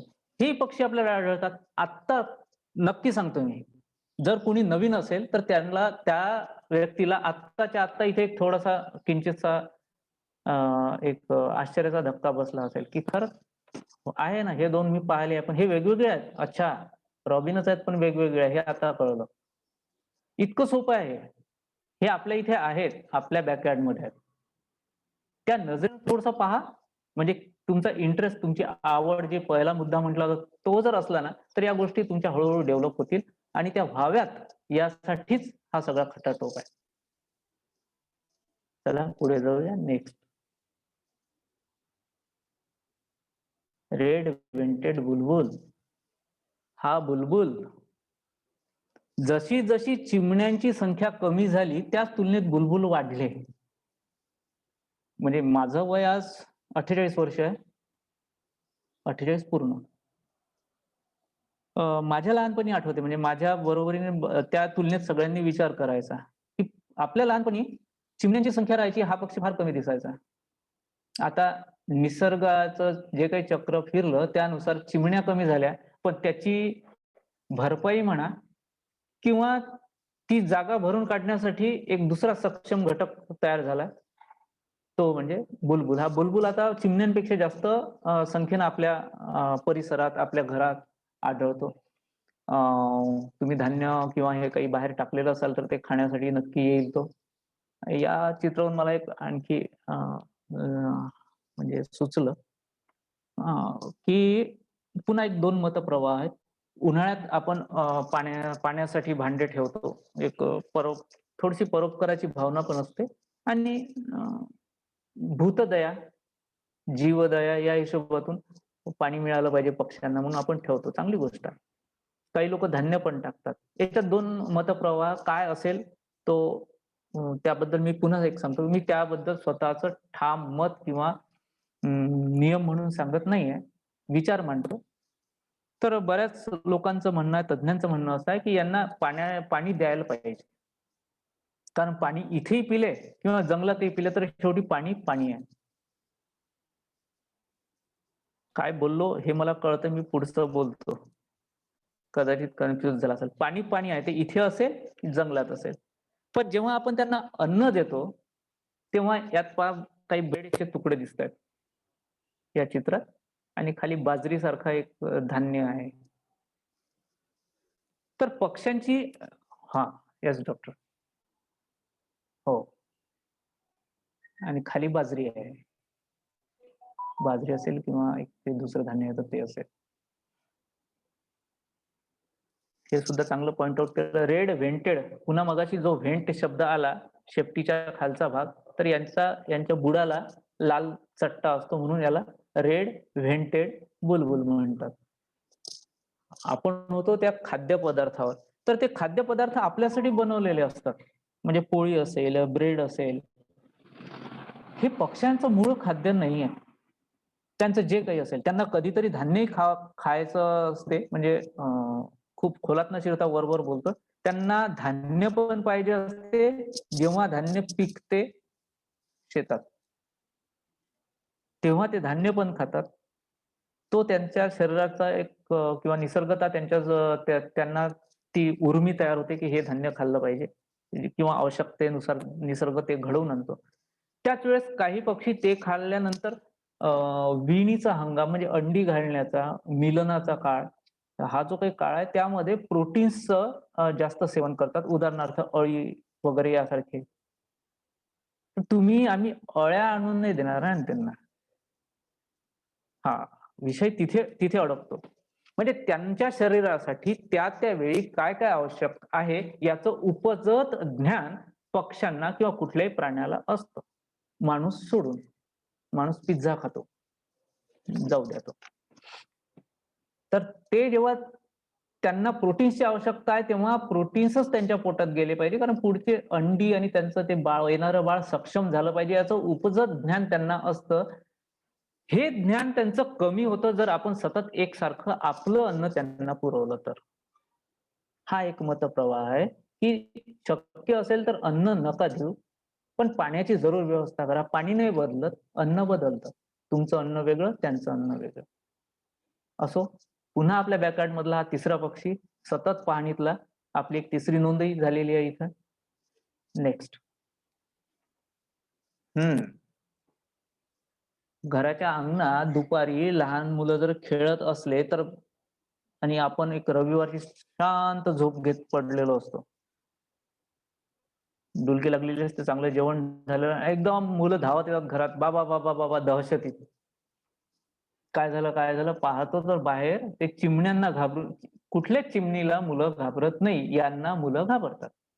अगदीच लहान असले की. कारण हे 7-8च्या संख्येने येतात. 7 भाई. जंगल बॅबलर. 7 भाई. 7, 8, 9 असं जे काही असेल, पण एक इन जनरल 6 ते 8च्या संख्येने हे एका वेळी येतात आणि इतका जोराचा कोलाहल करतात, की त्या कोलाहलाला घाबरून मुलांचा थरकाप उडतो आणि ते घरात येतात सुरुवातीला, जेव्हा पहिल्यांदा पाहतात तेव्हा. हा सातबाई पण तुम्हाला सतत तुमच्या अंगणात मिळेल. माझ्या अंगणात त्याची वीण पण झालेली आहे, बच्चे पण बाहेर आलेले आहेत बरेचदा. आणि बहुतेक एखादाही यांचा सीझन रिकामा जात नाही. मी यांचं पिल्लू पाहू शकतो दरवेळेस. हाही आपल्या बॅकयार्ड मध्ये येतो. 4 पक्षी आपले झाले. नेक्स्ट, त्या मागच्या पक्षाचं नाव आठवण ठेवा, जंगल बॅबलर. काम आहे पुढे त्याचं म्हणून जंगल बॅबलर. ओके. ही ऍशिप्रिनिया हा एक पक्षी तुम्हाला सतत दिसेल. या पक्षासारखा आणखी एक पक्षी येतो, तोही तुम्हाला या 2 पक्षात कन्फ्युजन होईल. आणि कन्फ्युजन व्हावं, कन्फ्युजन झाल्यामुळे एक उत्सुकता वाढते, ते काय आहे जाणून घ्यायची तयारी होते मनाची. त्यासाठी हे कन्फ्युजन, मुद्दाम ते कन्फ्युजन पण तुमच्या समोर मांडतोय. हा पण तुमच्या सतत येतो, कदाचित दुर्लक्ष होते. ऍशिप्रिनिया तुमच्या इथे नसेल तर तुमच्या बाजूनं एखादं झुडूप जर असेल, घराच्या बाजूनं एखादं काटेरी झाड असेल किंवा कुठलं झुडूप असेल, तर तिथे हा नक्की तुम्हाला दिसतो. ऍशिप्रिनिया. पुढे, ज्याच्यासोबत कन्फ्युजन होतं तो हा पक्षी. ऍशिप्रिनिया सोबत या पक्षाचं कन्फ्युजन होतं. हा आहे टेलर बर्ड, म्हणजे शिंपी. अत्यंत सुंदरपणे 2 पानं एकमेकाला शिवतो हा, अक्षरशः शिवतो. झाडाच्याच एखाद्या तंतू आणून त्यांनी शिवतो आणि त्या अशा 2 पानांची असे शिवल्यानंतर जी एक पोकळी तयार होते, या पोकळीमध्ये तो त्याचं घरटं आणि अंडी टाकतो. याच्या डोक्याचा भाग किंचितसा लाल असतो. मस्तक म्हणूया, डोकं म्हटल्यापेक्षा मस्तक म्हणजे फोरहेड साधारण. Yes, thank you doctor. आणि पंखांवर हिरवट छटा आहे. ऍशिप्रिनिया शब्दामध्ये ऍशी जो शब्द आहे तो राखाडी कलरचा आहे तो, आणि त्याच्यात हे 2 फरक तुम्हाला दिसतील. याच्या पंखांचा सुरुवात जी आहे ती हिरवट रंगाने होते.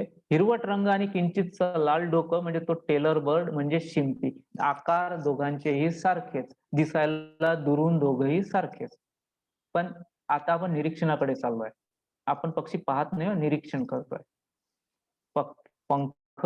पंख आणि सोबत शेपटी यावर एक हिरवटसर छटा दिसते. हे 2 फरक लक्षात राहिले की तुम्हाला तो पक्षी लवकर लक्षात येईल. ऍशिप्रिनियापेक्षा वेगळं काढू शकाल आणि लक्षात येईल, अरे वा, आज मी 2 ऍशिप्रिनिया नाही पाहिल्या. एक ऍशिप्रिनिया पाहिली आणि एक टेलर बर्ड पाहिला. झाली तुमची पक्षी निरीक्षणाला सुरुवात. आणि हाही आपल्या बॅकयार्डचाच पक्षी आहे. नेक्स्ट, सनबर्ड, सूर्यपक्षी किंवा शिंजीर. सुंदर नाव आहे शिंजीर. या पक्षाची 1-2 आपल्याला प्रजाती सहज पाहायला मिळतात.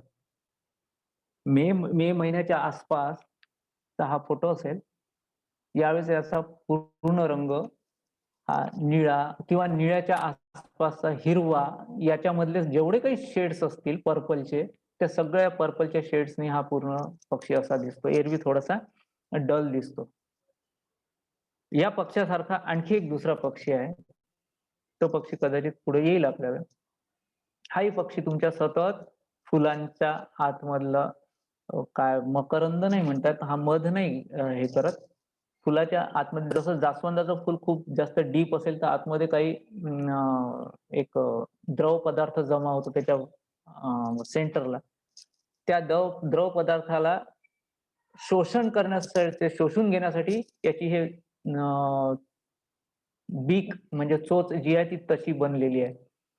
आणि तेवढीच लांब त्याची आतमध्ये जीभ असते. तो फोटो नाही आहे, नाहीतर ते चोच उलवल्यानंतर तो जीभ अशी सुरळी सारखी त्यामध्ये टाकतो, आपल्या स्ट्रॉ सारखी, आणि तिथून तो सहजपणे ओढू शकतो. निसर्गानं त्याला दिलेली ही एक स्पेशल सोय आहे. म्हणून हा साधारण फुलांच्या ठिकाणी जास्त आढळेल आणि अशाच फुलांच्या ठिकाणी जास्त आढळेल. तुमच्याकडे जास्वंदाचं फुल असतं, जास्वंदाचं झाड असतं, आता झाडच म्हणूया, झाड असतं, त्याच्यामुळे त्याच्यावर हा पक्षी एखाद्या ना एखाद्या वेळेला नक्की येतो. फक्त तुमचं दुर्लक्ष होतं. आता हा खूप जास्त सूर्यप्रकाशात आहे म्हणून याचे पर्पल किंवा इतर रंग तुमच्या लक्षात इथे फोटोग्राफीमध्ये ते काढता आले. एरवी हा किंचितसा काळसर दिसतो त्यामुळं थोडं दुर्लक्ष होत असेल. यापुढे निरखून पहा. नेक्स्ट. कॉमन आयोरा. मराठीमध्ये याला सुभग म्हणतात. इतकं सुंदर नाव, काही नाव खूप सुंदर आहेत मराठीत. हा कॉमन आयोरा हा पण तुमच्या इथे नक्की दिसतो. कारण मी अमरावतीमध्ये जिथे फिरलो, एका ठराविक विशिष्ट काळात याचा खूप चांगली शीळ घालतो हा. अतिशय सुंदर शीळ घालतो. म्हणजे मला वाटते की पावसाळ्याची सुरुवात असेल, मे शेवट किंवा जून, जुलै पर्यंत यांचा विणीचा म्हणजे मिलनाचा कालावधी सुरू होतो. ही फिमेल आहे, मादी आहे. याचा एक मेल असतो. तो अतिशय सुंदर शीळ घालतो. अतिशय सुंदर. आणि कंटिन्युअस घालतो. म्हणजे आर्तता असते त्यामध्ये. तर हा विसरणार नाही, शीळ घालणारा असा पिवळा पक्षी जर असला तर तो हा कॉमन आयोरा सुभग. नेक्स्ट. याला कोण नाही ओळखत? आता पिंजऱ्यात ठेवण्याची बंदी आली म्हणून, नाहीतर आजोळी किंवा तुमच्या स्वतःच्या घरी कधीतरी याला पिंजऱ्यात ठेवलेला आहे आपण. आकर्षक रंग असतो म्हणून आणि जबरदस्तीनं बोलायला लावतो.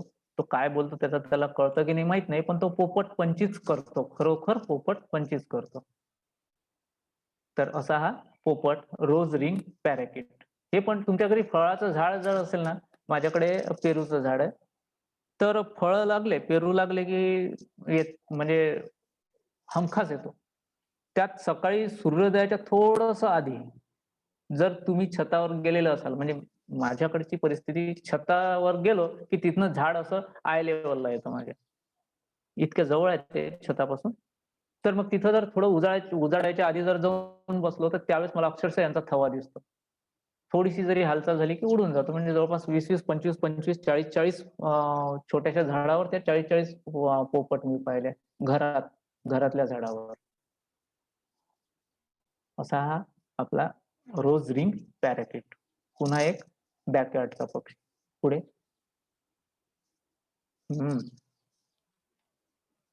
काही झाडं पहा खूप उंच असतात.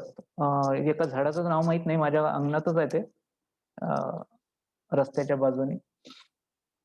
तर असे झाडं की ज्या झाडाचं खोड खूप जास्त मजबूत नाही आहे, ठोस नाही आहे. एक फुलाचं, मला वाटतं फुलाचं एक झाड येतं पहा. तर त्या लांब दांडीचं फुल असते, त्याचंही नाव आता वेळेवर काही सुचणार नाही. असो.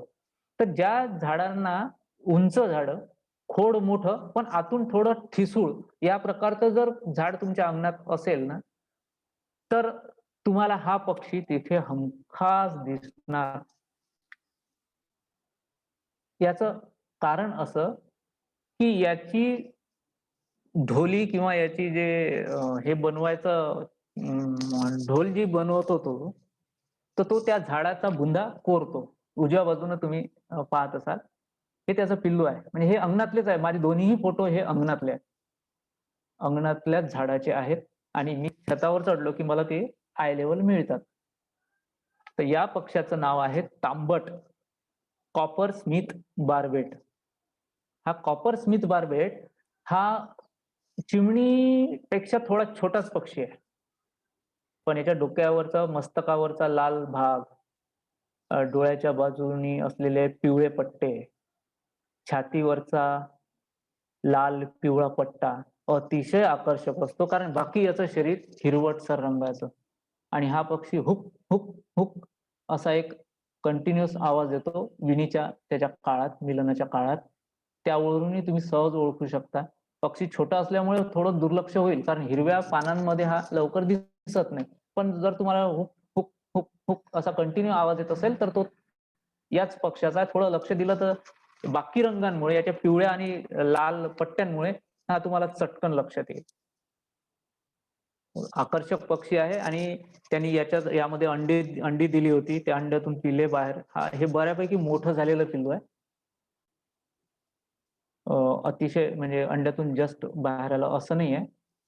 यानंतर हार्डली तो 1-2 दिवसानंतर घरटं हे सोडून उडून पण गेला.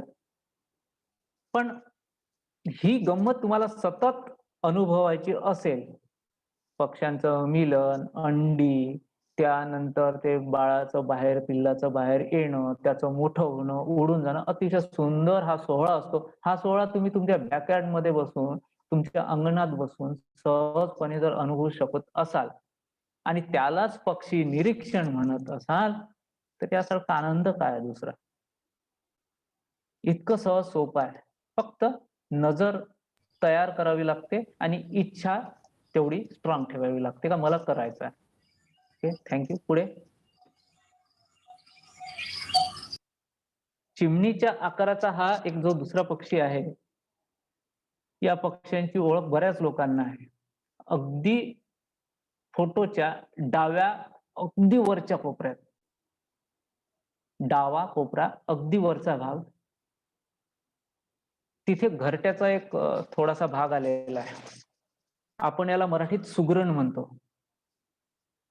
Yes, thank you doctor. सुगरण, बया विवर हा पक्षी गर्द पिवळ्या रंगाचं, हळद लावल्यासारखा पक्षी आपण पाहिलेला आहे, सतत पाहिलाय. आता हा बॅकयार्ड मध्ये येतो का? तुमच्या घरात सुगरण पक्ष्याचं घरट, ते सुरळी सारखं एखादं जे घरट असतं ते या पक्ष्याचं आहे, ते दिसत नाही.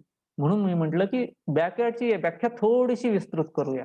तुमचं अंगण नका म्हणून, पण तुमच्या पाठीमागून एखादा नाल्यासारखा जर भाग जात असेल किंवा एखादी पडकी विहीर असेल ना 2-4 प्लॉट नंतर, तर तिथे त्या विहिरीत जर झाड उगवलं असेल एखादा बाभळी सारखं, तर त्याला लटकणारे घरटे बांधण्याचं काम हेच पक्षी करतात. या पक्ष्यांना आपण ओळखतो, वेगळी ओळख करून द्यायची गरज नाही. पण हा बॅकयार्डचा पक्षी कसा आहे एवढंच तुम्हाला सांगायचं होतं. हाही सुद्धा आपल्या बॅकयार्डचा पक्षी आहे, सुंदर पक्षी आहे. नेक्स्ट. ब्लू हा आहे ग्रीन बी इटर. ग्रीन बी इटर हा तुमच्या अक्षरशः घराच्या समोरचा जर तार असेल, एखादा इलेक्ट्रिकचा तार नाही म्हणत मी, केबल जी गेलेली असते आपल्याकडे, टीव्हीची केबल किंवा टेलिफोन केबल जर असं काही असेल, तर त्यावर हमखास बसतो हा पक्षी. अतिशय सुंदर हिरवा, डार्क हिरवा रंग, आणि सतत त्याचा एकाच जागेवर बसण्याची एक खास आदत आहे, सवय आहे, की तो तिथनं काहीतरी टिपायसाठी, किडे वगैरे टिपायसाठी तिथनं उडाला की हमखास समजायचं की तो पुन्हा साधारण तेवढ्याच जागेत, 1-1.5 फुटाच्या तेवढ्या जागेत पुन्हा त्याच जागेवर परत येतो.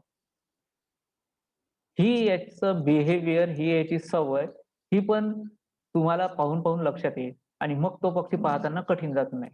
इव्हन फोटोग्राफी करताना कठीण जात नाही. कारण समजा जर तुमच्या त्यात तिथनं उडाला, तर तुम्हाला माहिती आहे इथेच येणार आहे, तर तुम्हाला सतत कॅमेरा किंवा फोकस दुसरीकडे हलवायची गरज नाही. 2-4 मिनिटाची वाट पाहिली की तो त्या जागेवर येणार. म्हणजे पुन्हा तो सोपा आहे आणि सुंदर पक्षी आहे, ग्रीन बी इटर. नेक्स्ट.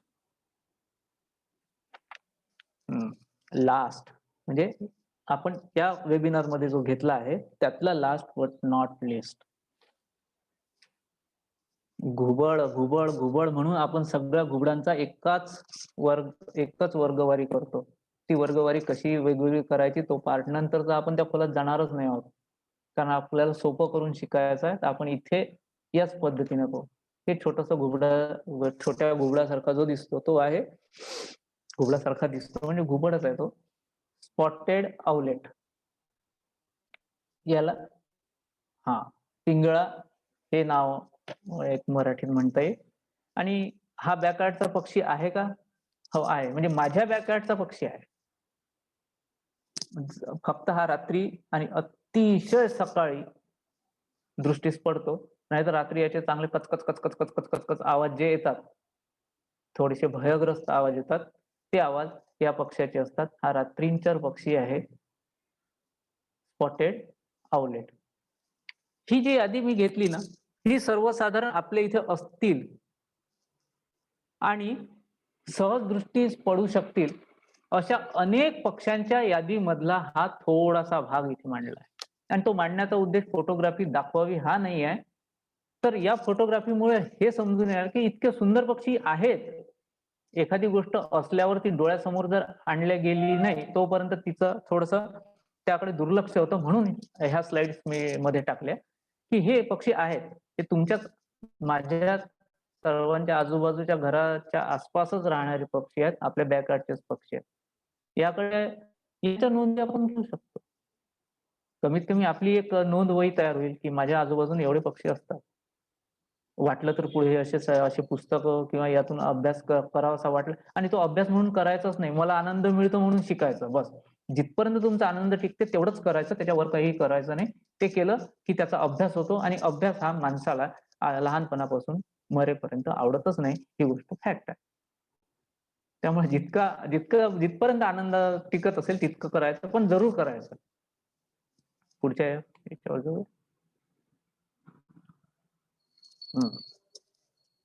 आता हे झाले आपले पक्षी. आता आपण पहिल्यांदा पाहिलं की पक्षी निरीक्षण करायला काय पाहिजे. बाबा एक सोपं आहे, ते काही फार काही पाहिजे नाही हे मला कळलं. ओके.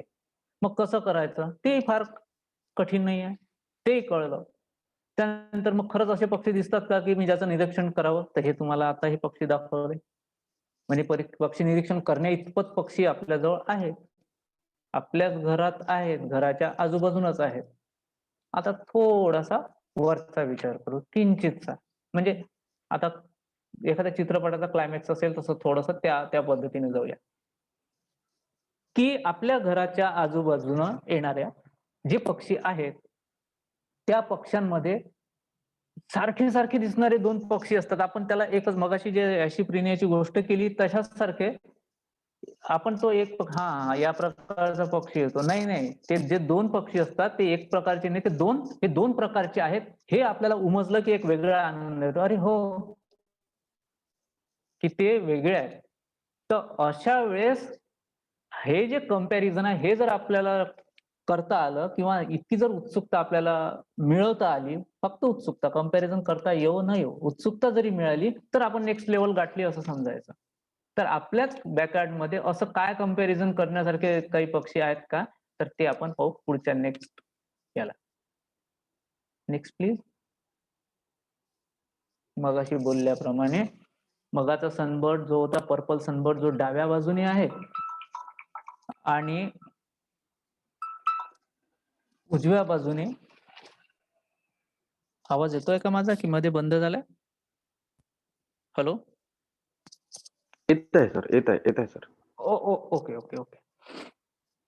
उजव्या बाजूने पर्पल रम्प सनबर्ड, याचा शेपटाच्या आसपासचा भाग जो आहे तो पर्पल रम्प, तिथेच फक्त पर्पल भाग राहतो, बाकी हा मल्टी कलर होतो साधारण, जो दिसतोय तुम्हाला उजव्या बाजूचा. हे पक्षी प्रत्यक्षात दिसायला किंचितसे काळसरच दिसतात. याचा येलो जो छातीचा भाग आहे पर्पल रम्पचा उजव्या बाजूने जर मार्क करता आला तर, आणि पोटाचा पांढरा भाग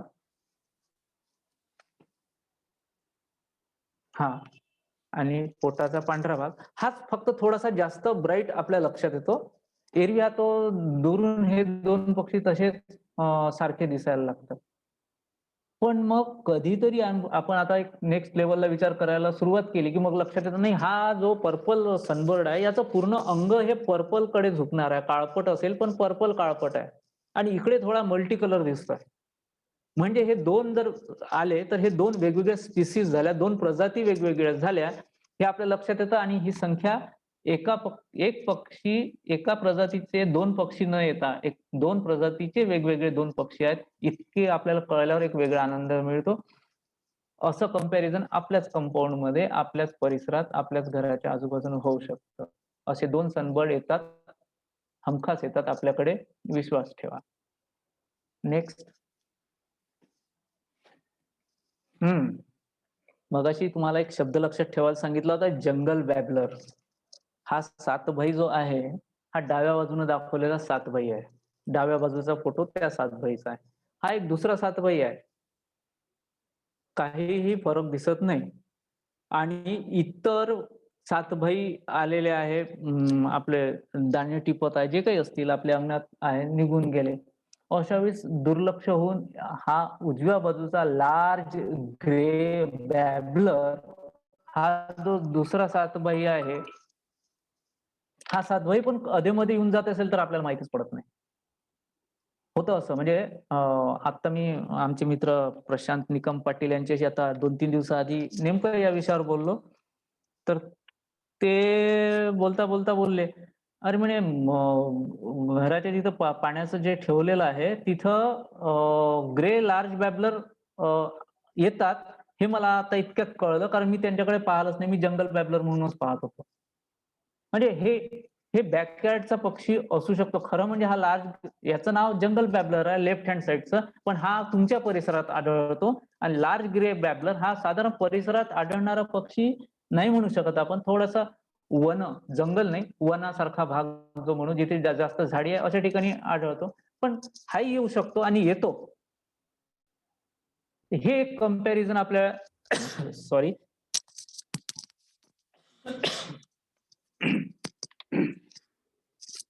हे आपलं कंपॅरिझन जर करता आलं आपल्याला, तर याचं कंपॅरिझन कशावरून कराल?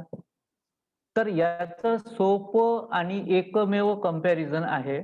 इथे थोडासा रंगात फरक जरी पडला तरी चोचीच्या रंगात फरक जाणवत असेल, तर तो फरक कधीतरी म्हणजे तेवढासा नोट होत नाही पाहताना. नोट काय होता? त्याच्या डोळ्याचा बुबुळाचा रंग.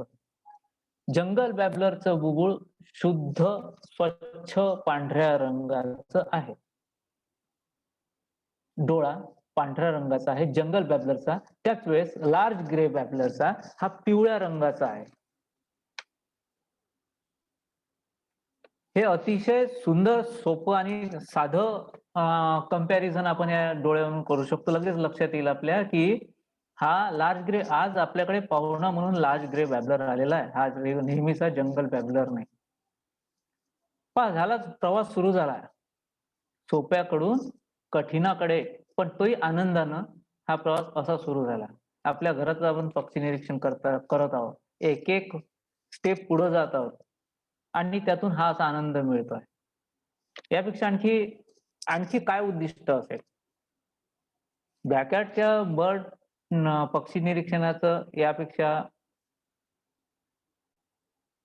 वेगळं आणि सुरुवातीच्या काळातलं यापेक्षा चांगला आनंद दुसरा नसू शकतो असं मला वाटतं. चला नेक्स्ट.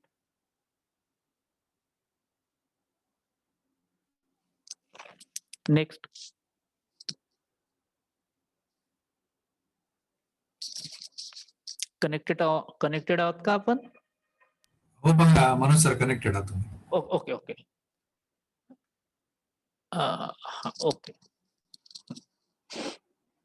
पुन्हा एक गोंधळात टाकणारा पक्षी. कंपॅरिझन वर चाललो आपण ना. आणि हे पण दडपण यावं यासाठी नाही सांगत आहे. एक इंटरेस्टिंग पार्ट म्हणून सांगत आहे की असं पण आहे. आणि याकडे जर अशा गमतीशीर नजरेनं पाहिलं ना तुम्ही तर त्या पक्षी निरीक्षणातला आनंद अधिक वाढेल. डाव्या बाजूने इंडियन रॉबिन आहे. तो रॉबिन पाहिला होता आपण आधी इंडियन रॉबिनच निळसर रंगाचा. ही त्याची फिमेल. आणि उजव्या बाजूने एक ब्राऊन रॉक चॅट म्हणून आहे. हे दोन्ही पक्षी दिसायला अक्षरशः सारखे दिसतात. काहीही फरक नाही. जेव्हा इंडियन रॉबिनची शेपूट खाली असते, शेपटी खाली असते, तेव्हा तुम्ही ती व्हेंट पण पाहू शकत नाही आणि कन्फ्युज होता. त्यासाठी तुम्हाला काय करावं लागेल? थोडा वेळ वाट पाहावं लागेल व्हेंट वर होण्याची आणि त्याचा जो असा उभा राहण्याची एक अशी स्टँडिंग पोझिशन ज्याला म्हणू एक फर्म असा बेसवर असा पिलर सारखा जो उभा राहण्याची एक पद्धत आहे त्याची आणि शेपूट वर करण्याची. यावरून हा रॉबिन आहे, व्हेंट वरून रॉबिन आहे. आणि brown rock chat, thank you doctor. मात्र उजव्या बाजूचा ब्राऊन रॉक चॅट हा आपल्याकडे मायग्रेटरी बर्ड आहे. म्हणजे आपल्याकडे सतत दिसणार नाही. हिवाळ्याच्या नंतर हिवाळ्यातच यायला सुरुवात होते. याचं पूर्ण शरीर जवळपास ब्राऊन असते. ब्राऊनचे वेगवेगळे शेड्स, त्यात तुम्हाला असे पॅचेस नाही दिसणार.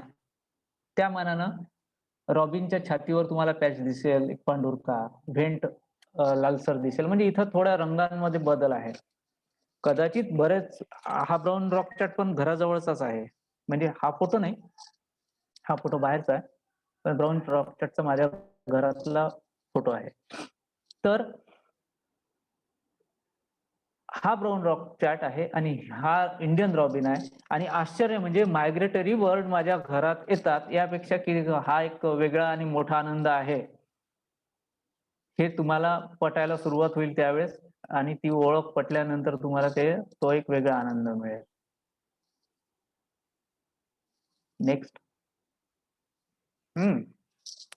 अच्छा, सोपं शिकणं झालं, सोपे पक्षी पाहणं झाले, थोडंसं कंपॅरिझनच्या थोड्याशा लेवलवर आलो आपण.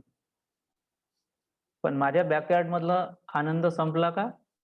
माझ्या बॅकयार्ड मध्ये एवढं होतं, म्हणजे आनंद साजरे करायचे क्षण किंवा मुद्दे संपले का? नाही संपले. आहे एक सरप्राईज बाकी आहे. तुमच्या बॅकयार्ड मध्ये सरप्राईज व्हिजिटर पण येऊन जातात, तुम्हाला कदाचित माहिती होत नाही. आणि ते बॅकयार्ड मध्ये आल्यानंतर तुमचं बॅकयार्ड, तुमचं अंगण समृद्ध होतं असं तुम्हाला फिलिंग येतं या लोकांमुळे. कुठले असू शकतात? इमॅजिन, म्हणजे कधी कल्पनाही करू शकत नाही असे सरप्राईज व्हिजिटर असतील. पण हे व्हिजिटर लक्षात केव्हा येतील? तुम्ही तुमच्या बॅकयार्डशी पूर्ण पक्ष्यांच्या बाबतीत पूर्ण जुळलेले असाल, ओळखत असाल, एक पक्षी, एक गोष्ट तुमची सतत पाहण्यातली असेल, तर तुम्हाला सरप्राईज व्हिजिटर कळेल. नाहीतर सरप्राईज व्हिजिटर आला, निघून गेला तरी तुम्हाला कळणार नाही, कारण त्यातला फरकच कळणार नाही. आपण जाणार आहोत पहिल्या सरप्राईज व्हिजिटरवर. नेक्स्ट. इंडियन पिट्टा, नवरंग. हा पक्षी माझ्या बॅकयार्ड मध्ये काढलेला नाही. हा फोटो माझ्या बॅकयार्ड मध्ये काढलेला नाही, मी जंगलात काढलाय. फक्त तो सुस्पष्ट दिसावा म्हणून तो सध्या फोटो इथे आणलेला आहे. हा जंगलात आणि ज्याला खुरटे वनस्पतीची एक जाळी तयार होते एकमेकाला लागून, त्याच्या खालून अतिशय असं त्याच्यातून जायचं असेल तर खूप झुकून जावं लागतं. असा जो एखादा जंगलाचा भाग असेल जिथे पानगळ झालेली असते, त्या पानगळीच्या वेळी अशा निवासाचं असं जे ठिकाण असेल जंगलातलं, तिथे हा आढळतो. साधारण ओलसरपणा जेव्हा जून जुलै किंवा मे पासून म्हणून एक ओलसरपणा येतो जमिनीला, तेव्हा हा पक्षी आपल्या इथे स्थानिक स्थलांतर करून येतो. अतिशय सुंदर रंग असतात. तर तो त्या पानाखाली, त्या पानाचं जागा का प्रिफर करतो, त्याचे पान उचलून बाजूने फेकल्यानंतर त्याच्या खाली त्या दमटपणामुळं, ओलसरपणामुळं कीटक तयार झालेले असतात. ते कीटक टिपणे आणि इथे विण घालणे, आपलं मिलनाचा काळ, अंडी वगैरे हा जो प्रकार असेल आपल्या भागात तो तसा येतो. आणि ते पुन्हा मगाशी बोलल्यासारखे ते कीटक आणि हे त्याच्यासाठी प्रोटीन्सचं काम करतात. हा पक्षी बॅकयार्ड मध्ये सुद्धा येऊ शकतो, हे माझ्यासाठी पहिल्यांदा जेव्हा केव्हा मी ऐकलं तेव्हा आश्चर्याचा धक्का होता, कारण मी तोपर्यंत हा पक्षी पाहिलेला नव्हता. आता आपण तो पक्षी बॅकयार्ड मधले फोटो पाहूया. नेक्स्ट.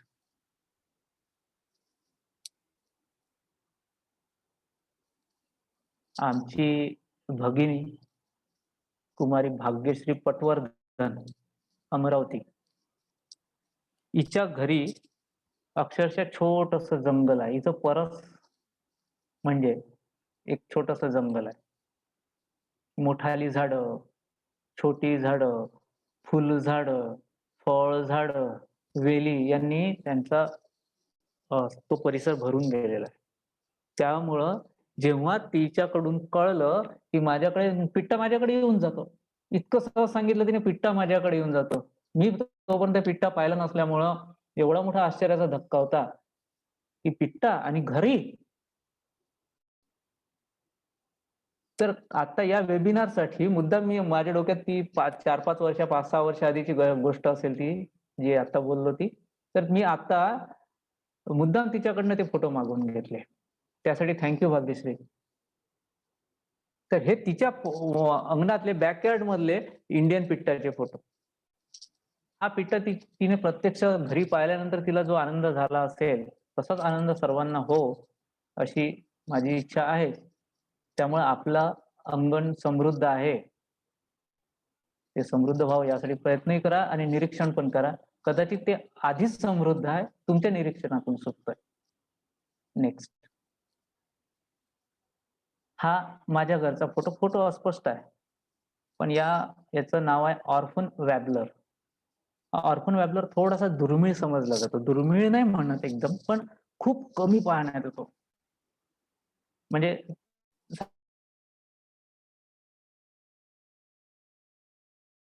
पाहण्यात येईल. तर तो माझ्या घराच्या पुन्हा मागे जे झाड आहे त्या झाडावर एक दिवस अचानक एक व्हिजिटर म्हणून आला. तो एकमेव फोटो आहे माझ्याकडे हा ऑर्फन वॅबलरचा. हा जेव्हा केव्हा फेसबुकला टाकला, त्यानंतर चांगल्या जाणकार लोकांनी अभिनंदनही केलं, कौतुक केलं. फोटो काढला, कारण पुष्कळ लोकांजवळ फोटो नाही आहे याचा. जो आहे तो हा अस्पष्ट जरी आहे, तरी तो एक चांगला रेकॉर्ड म्हणून मला तेव्हापासून, हा साधारण 8-9 वर्ष झाले असतील. 8-9 वर्ष आधीचा फोटो आहे हा. तेव्हापासून म्हणजे मला थोडंसं असं प्राऊड वगैरे फील होतं याच्याबद्दल. तुम्हालाही होणारच आहे. तुम्ही जर पक्षी निरीक्षण सुरू केलं, असंच काहीतरी आणलं बाहेर, तर ते अर्थात प्राऊड फील होईलच. थँक्यू. पुढे पुन्हा भाग्यश्री पटवर्धन यांच्या परसदारातील अंगणातील एक सरप्राईज व्हिजिटर शिक्रा. शिक्रा तिने ठेवलेल्या पाण्याच्या सोयीमुळं तिथे येऊन जातो, बरेचदा येतो. आता आणखी सध्या रेग्युलरच आहे बहुतेक. असा शिकारी पक्षी सुद्धा जर तुमच्या अंगणात येत असेल आणि त्याला पाहायचं भाग्य मिळत असेल, तर नावच तिचं आहे भाग्यश्री. तर ते तुमचंही भाग्य. उजव्या फोटोत जर पाहिलं, त्याच्या पंजात तुम्हाला एक शिकार पण दिसेल, उरलेला भाग. म्हणजे कौतुकास्पद फोटो आहे हा. पाहिल्यावर असं वाटते की आपल्या अंगणात ह्या सगळ्या घटना घडत आहे. शिकार करणे, शिकारी पक्षी येणे, बिबट्यासारखा येणे. खरंच म्हणजे आनंद तर आहे. आनंदापेक्षा वेगळी एक गोष्ट आहे, समाधानाची गोष्ट आहे की आपलं अंगण एवढं समृद्ध आहे. नेक्स्ट. संपलं का आपलं? नाही, अजून आहे.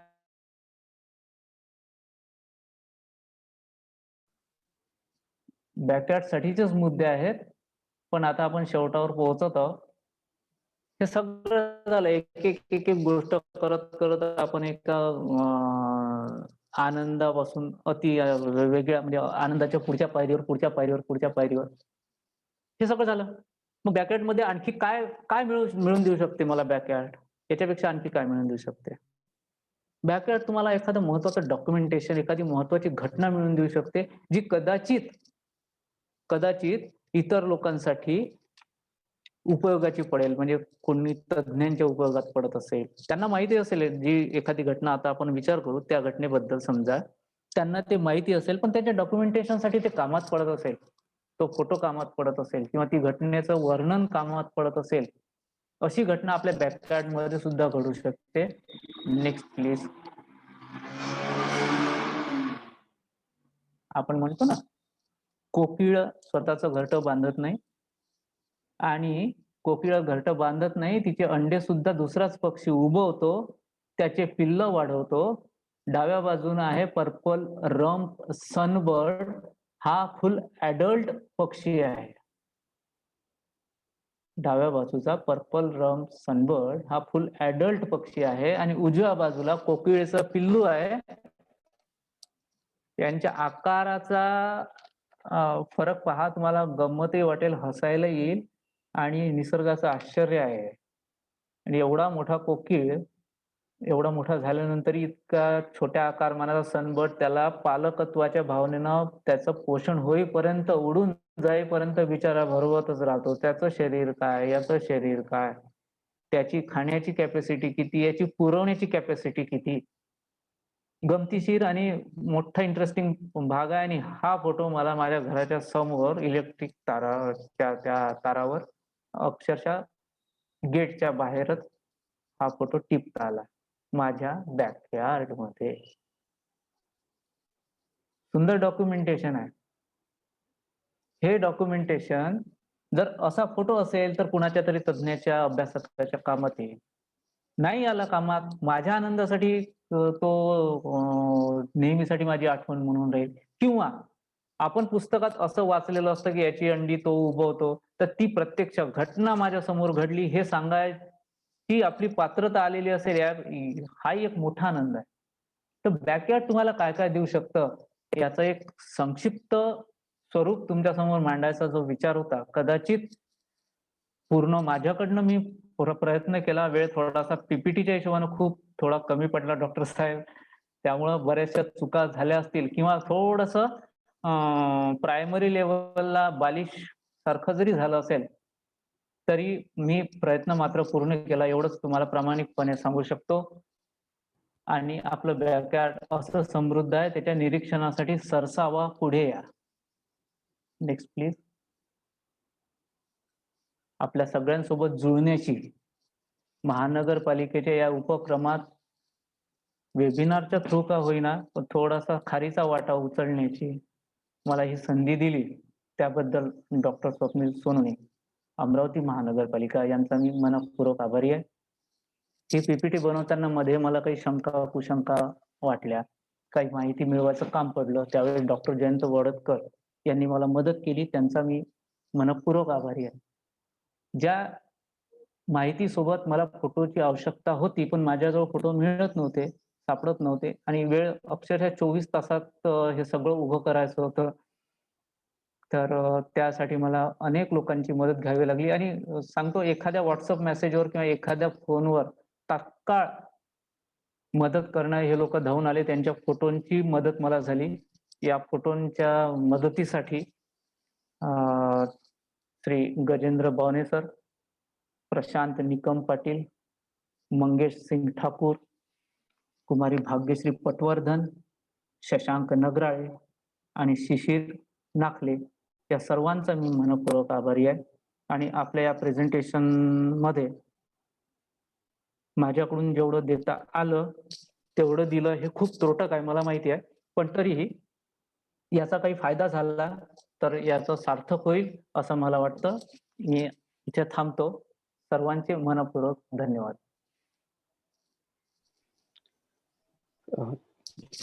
Thank you very much sir. आपण शंका घेत आहात की मी कशा प्रकारे प्रेझेंटेशन केलं किंवा जे माहिती दिली ती कशा प्रकारे दिली. तर मला वाटते चॅट बॉक्समध्ये काही मेसेजेस आपल्याला आलेले आहे, ज्यावरून हे नक्कीच कळेल की तुमचं प्रेझेंटेशन हे खरंच खूप सुंदर आणि सोप्या पद्धतीने झालेलं आहे. जी बर्ड्सची माहिती तुम्ही दिली, ज्या बर्ड्सच्या डिटेल्स तुम्ही दिल्या, त्या पण खूप छान प्रकारे दिलेल्या आहे.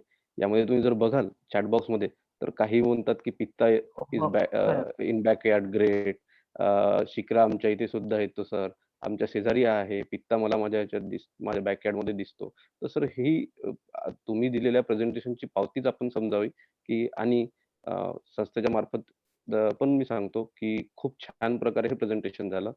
Thank you very much sir. Sir मी तुम्हाला अजून एक रिक्वेस्ट करेल की आता आपण नेमका जो आपला हा प्रोग्राम आहे बर्ड इन माय बॅकयार्ड, तर आपण एक स्टेज आपण पूर्ण केलेली आहे ती म्हणजे वेबिनार. सेकंड स्टेज म्हणजे नेमकी ही ऍक्टिव्हिटी कशी जाणार आहे हा फ्लो समजून घेण्यासाठी मी काही अजून लोकांना म्हणजे शंतनू आणि उत्कर्ष यांना रिक्वेस्ट करेल की समोर ही इन्फॉर्मेशन कलेक्ट करताना ती आमच्या कलेक्ट केल्यानंतर ती आमच्याकडे सबमिट कशी करावी याबद्दल ते दोघं इन्फॉर्मेशन देतील. तत्पर तुम्ही तेव्हापर्यंत जॉईन राहा.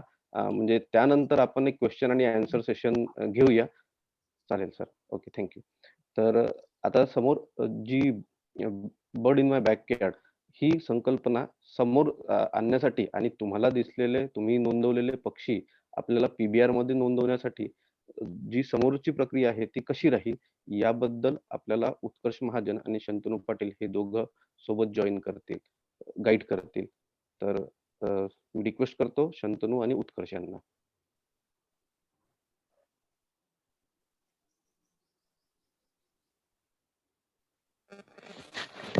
Thank you sir. हॅलो. उत्कर्ष ऑडिबल आहे. ओके. सो आता आपल्याला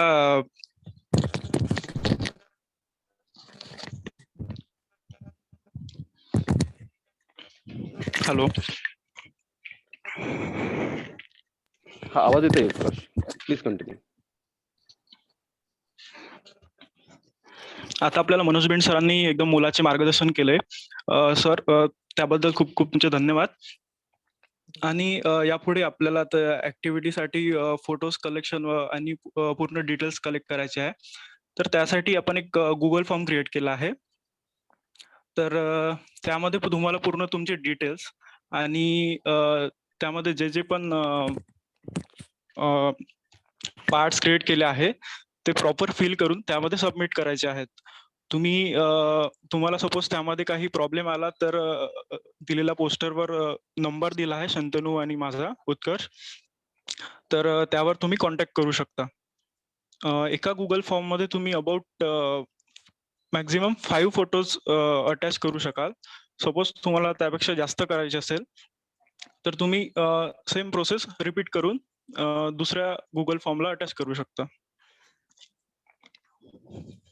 हॅलो. हा येस येतोय. आणि फोटोज कसे क्लिक करायचे याबद्दल तुम्हाला शंतनू सांगेल. हॅलो. हा हॅलो, आवाज येतोय माझा? हा येतं. हो येतोय. तर आपल्याला जी फोटो क्लिक करण्याची प्रोसिजर आहे त्यामध्ये प्ले स्टोअरवर आपल्याला एक अँगल कॅम या नावाचं ऍप मिळेल. त्यामधून आपल्याला मोबाईलमध्येच फोटो क्लिक करायचे आहेत आपल्या बॅकयार्ड मध्ये जे पक्षी येतील. या अँगल कॅम ऍपचा फायदा असा आहे, त्यामध्ये तुमची जिओग्राफिकल पोझिशन येईल, डेट येईल, टाइम येईल, जेणेकरून आपल्याला तो बर्ड एखाद्या वेळेस जर तुम्हाला नाव किंवा काही माहित नसेल, जसं सरांनी सांगितलं, आपण पहिले टाइम नोट करून घ्यायचा, डेट नोट करून घ्यायची आणि लोकेशन नोट करायची. तर हे ज्या तीन चारही गोष्टी आहेत या ऍप मुळे तुम्हाला लगेच तुमच्या फोटोवर त्या प्रिंट करून मिळेल. तर या अँगल कॅम ऍप मधून आपल्याला तो फोटो घेऊन गुगल फॉर्मवर सबमिट करायचा.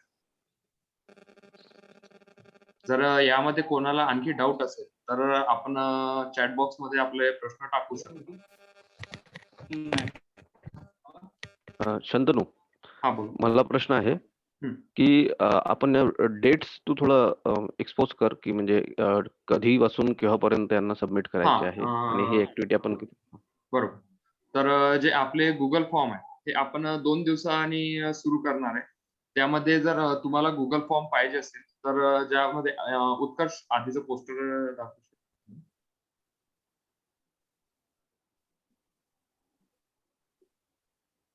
उत्कर्ष, हरकत नाही, तू कंटिन्यू कर. हा, तर जे पोस्टर आहे त्यामध्ये 2 नंबर दिले, एक शंतनू म्हणजे माझा आणि उत्कर्षचा. त्यावर तुम्हाला एक मेसेज करायचा आहे फॉर्म साठी, गुगल फॉर्म साठी व्हॉट्सअपला.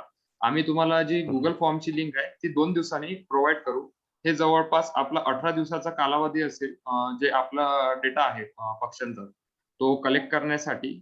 आणि ह्या 18 दिवसापर्यंत फॉर्म व्हॅलिड राहील. नंतर 18 दिवसानंतर आम्ही तो फॉर्म अनव्हॅलिड राहील, म्हणजे त्याच्यावर जे तुमचे रिस्पॉन्स आहे ते ऍक्सेप्ट केले जाणार नाही. म्हणून आपला जो डेटा आहे किंवा जो आपल्याला अभ्यास आहे, निरीक्षण आहे, हे 18 दिवसात पूर्ण करायचं आहे.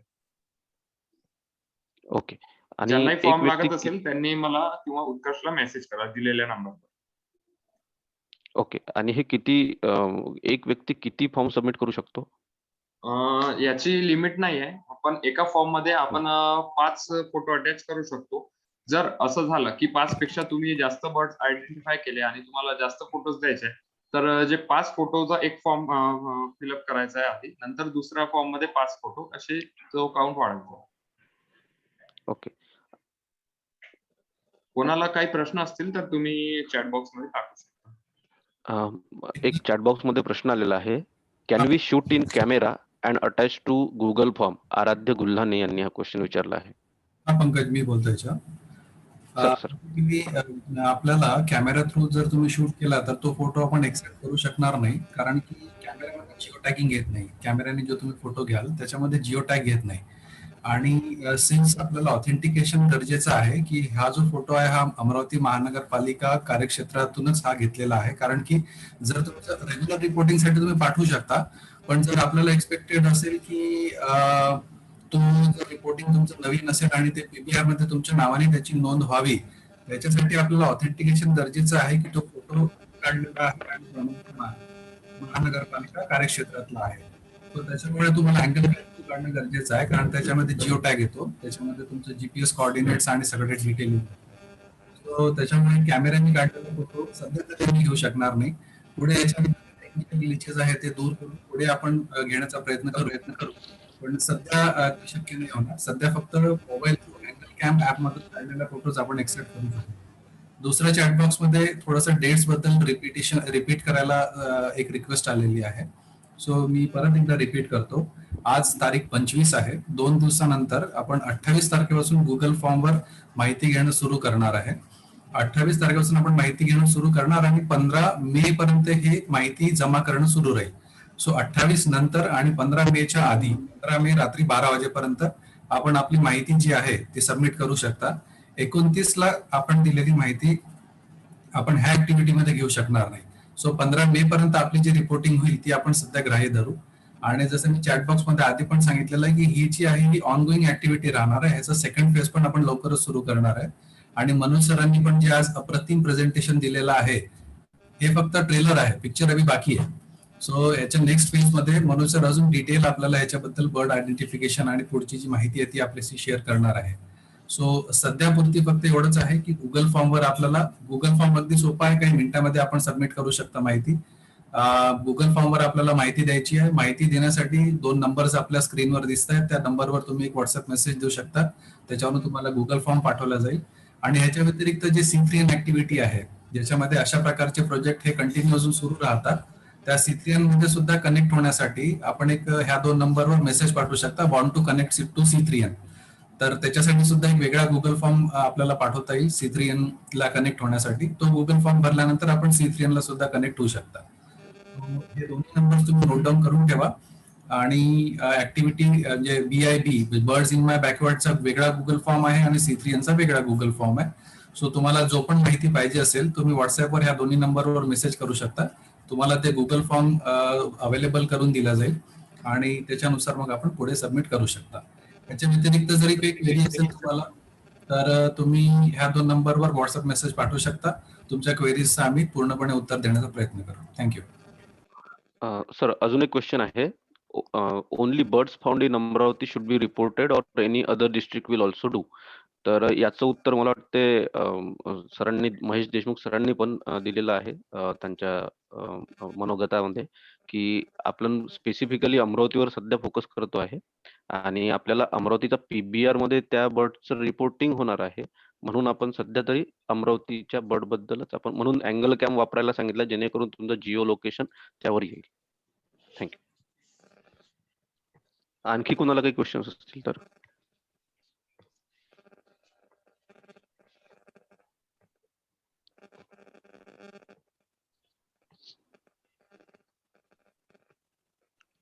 परत तोच क्वेश्चन आलेला आहे अपर्णा सदार कडून.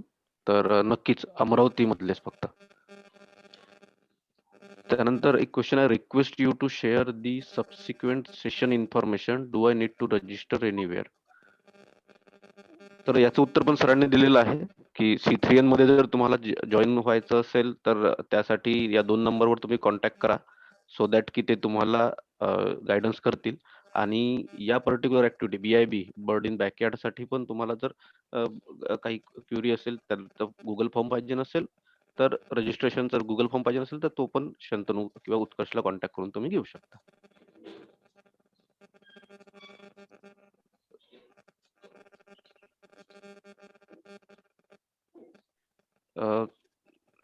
सर एक क्वेश्चन अजून आहे की बॅकयार्ड मधल्या कोणत्याही पक्ष्यांचे फोटो चालतील ना? हो, कोणताही पक्षी तो, जसं की सरांनी वेगवेगळ्या ज्या कॅटेगरी सांगितलेल्या आहे, म्हणजे जसं वॉटर हेन जी आहे, वॉटर हेन जरी तुमच्या घराच्या मागच्या नालीवर किंवा बाजूच्या डबक्यावर येत असेल तर ते सुद्धा तुम्ही रिपोर्ट करू शकता.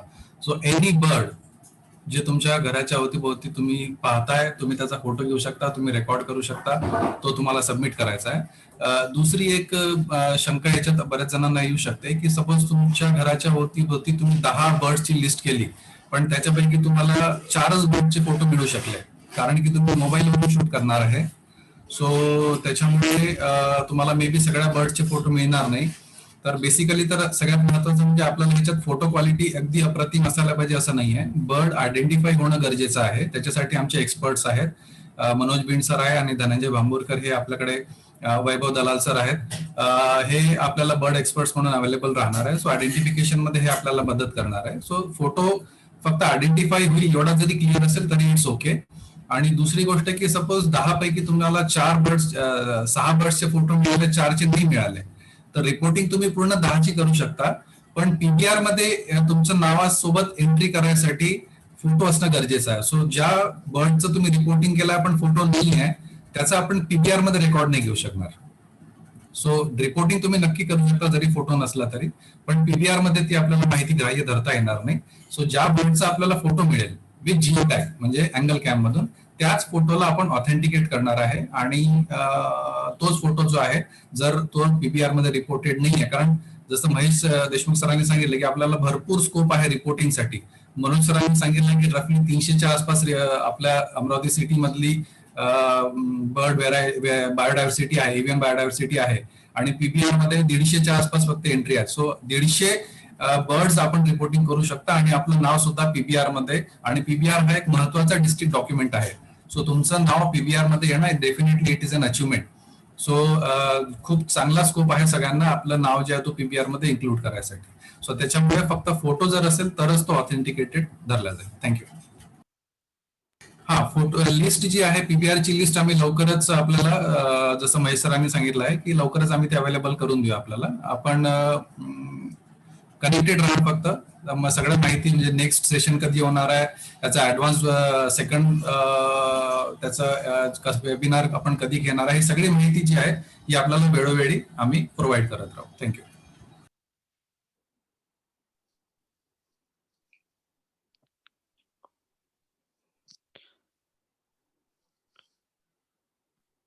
सर परतवाडामध्ये असेल तर त्यांना आपण रिपोर्टिंग देऊ शकतो का? डेफिनेटली आपण रिपोर्टिंग घेऊ शकता. तुम्ही ऍक्टिव्हिटी मध्ये इन्व्हॉल्व्ह होऊ शकता. रिपोर्टिंग आपण घेऊ शकतो. तुम्हाला आयडेंटिफिकेशन मध्ये जर काही डिफिकल्टी येत असेल तर तुम्ही आमच्या एक्सपर्टची मदत पण घेऊ शकता. But only the thing is की पीबीआर मध्ये आपला जे आपण रिपोर्टिंग कराल ते आम्ही पीबीआर मध्ये इन्क्लूड नाही करू शकणार, कारण की परतवाडा हे अमरावती महानगरपालिकेच्या ज्युरिडिक्शन मध्ये येत नाही. सो डेफिनेटली तुम्ही ऍक्टिव्हिटी मध्ये पार्टिसिपेट करू शकता, पण तुम्ही केलेलं रिपोर्टिंग पीबीआर मध्ये एंटर नाही होऊ शकणार. थँक्यू. ऍडव्होकेट राजमेहर निशानेचा पण एक आहे की महानगरपालिका क्षेत्र माहित पडेल का किंवा नकाशा. मला वाटते गुगलवर ते असेलच, तुम्हाला ऑनलाईन ते मिळून जाईल.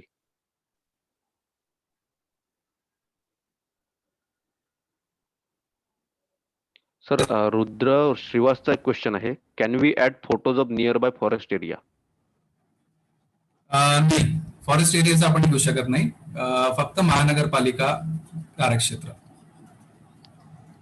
आता महानगरपालिका कार्यक्षेत्र ते थोडंसं आपल्याला परत व्हेरीफाय करावं लागेल, कारण की जसं छत्री तलाव आहे, तर छत्री तलाव बऱ्याच जणांना वाटते की जंगल आहे, पण छत्री तलाव जो तलाव आहे फक्त तलावाला लागून जंगल सुरू होते, पण तलाव जो आहे तो अमरावती महानगरपालिका क्षेत्रात येतो. सो छत्री आणि वडाळी, हॅलो, हो सर, छत्री आणि वडाळी तलाव दोन्ही महानगरपालिका क्षेत्रामध्येच आहेत आणि ऍडजस्टंट फॉरेस्ट सुद्धा आहे. त्यामुळे त्या ठिकाणी पाणवठा आहे. तर निश्चितच बर्ड्स येत असणार तिथे फॉरेस्टचे, जे आपण म्हणजे आज जंगलात जायची आवश्यकता नाही, परंतु त्या तलावाच्या आसपास दिसणारे सुद्धा आपल्याला इन्क्लूड करता येतील. Hello, thank you Mahesh sir. आवाज येतोय का माझा? मनोज बिंड बोलतो. हो सर. मनोज सर, आपण हो आपला सर. सुरू करू शकता. हा, नाही, मला फक्त मध्ये एक ऍड करायचं होतं की महानगरपालिका क्षेत्रामध्ये साधारण एक ठोकताळ्यात जर बोललो आपण सुरुवातीला, नकाशा वगैरे पाहता येईल. छत्री तलाव येईल, वडाळी गार्डन, बांबू गार्डन आणि वडाळीचा जो तलाव आहे तो अमरावती युनिव्हर्सिटीमध्ये बरेच लोक बर्डिंग करतात. तर अमरावती युनिव्हर्सिटीचा जो परिसर आहे तो तलाव, हे एक ठिकाण झालं. मला वाटतं बोरगाव डॅम पर्यंत आपली हद्द जाते का महानगरपालिकेची, हे मी अजून शुअर नाही आहे. नांदगाव पेठच्या तेवढ्यात. नाही नाही, डॅम पर्यंत नाही जाणार आपली हद्द. अच्छा, ओके. तर म्हणजे वेल नोन जे काही ठिकाण आहेत ते मुद्दाम हे 2-3 मुद्दाम सांगून ठेवले, की इथे असलं तर ते शुअर अमरावती महानगर क्षेत्रातलंच आहे. तिथलं निश्चित. कुठलंही रेकॉर्डिंग देऊ शकतं. ठीक. हो. Thank you. मला वाटते आता आपण समाप्तीकडे आहोत. So Manoj sir, Mahesh sir आणि मी आणि आमची टीम ही सगळी ऑनलाईन आहे. सो ओव्हरऑल पूर्ण सेशन मधलं तुम्हाला जर काही क्वेश्चन डायरेक्टली विचारायचं असेल, तुम्ही तुमचा माईक अनम्यूट करून डायरेक्टली विचारू शकता. मनोज सरांना विचारायचं असेल, महेश सरांना विचारायचं असेल किंवा आमच्या टीमला जर काही प्रश्न विचारायचे असतील.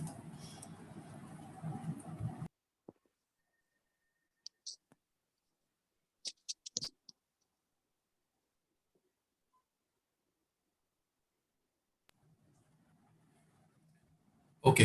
मला वाटते कोणाचे सध्या काही प्रश्न नाही आहे. जर पुढे असतील तर आपण व्हॉट्सअप नंबर आपल्या स्क्रीनवर आहेत, दोन्ही व्हॉट्सअप नंबरवर आपण कॉन्टॅक्टमध्ये राहू शकतो. सो आता आपण कार्यक्रमाचा शेवटचा टप्पा.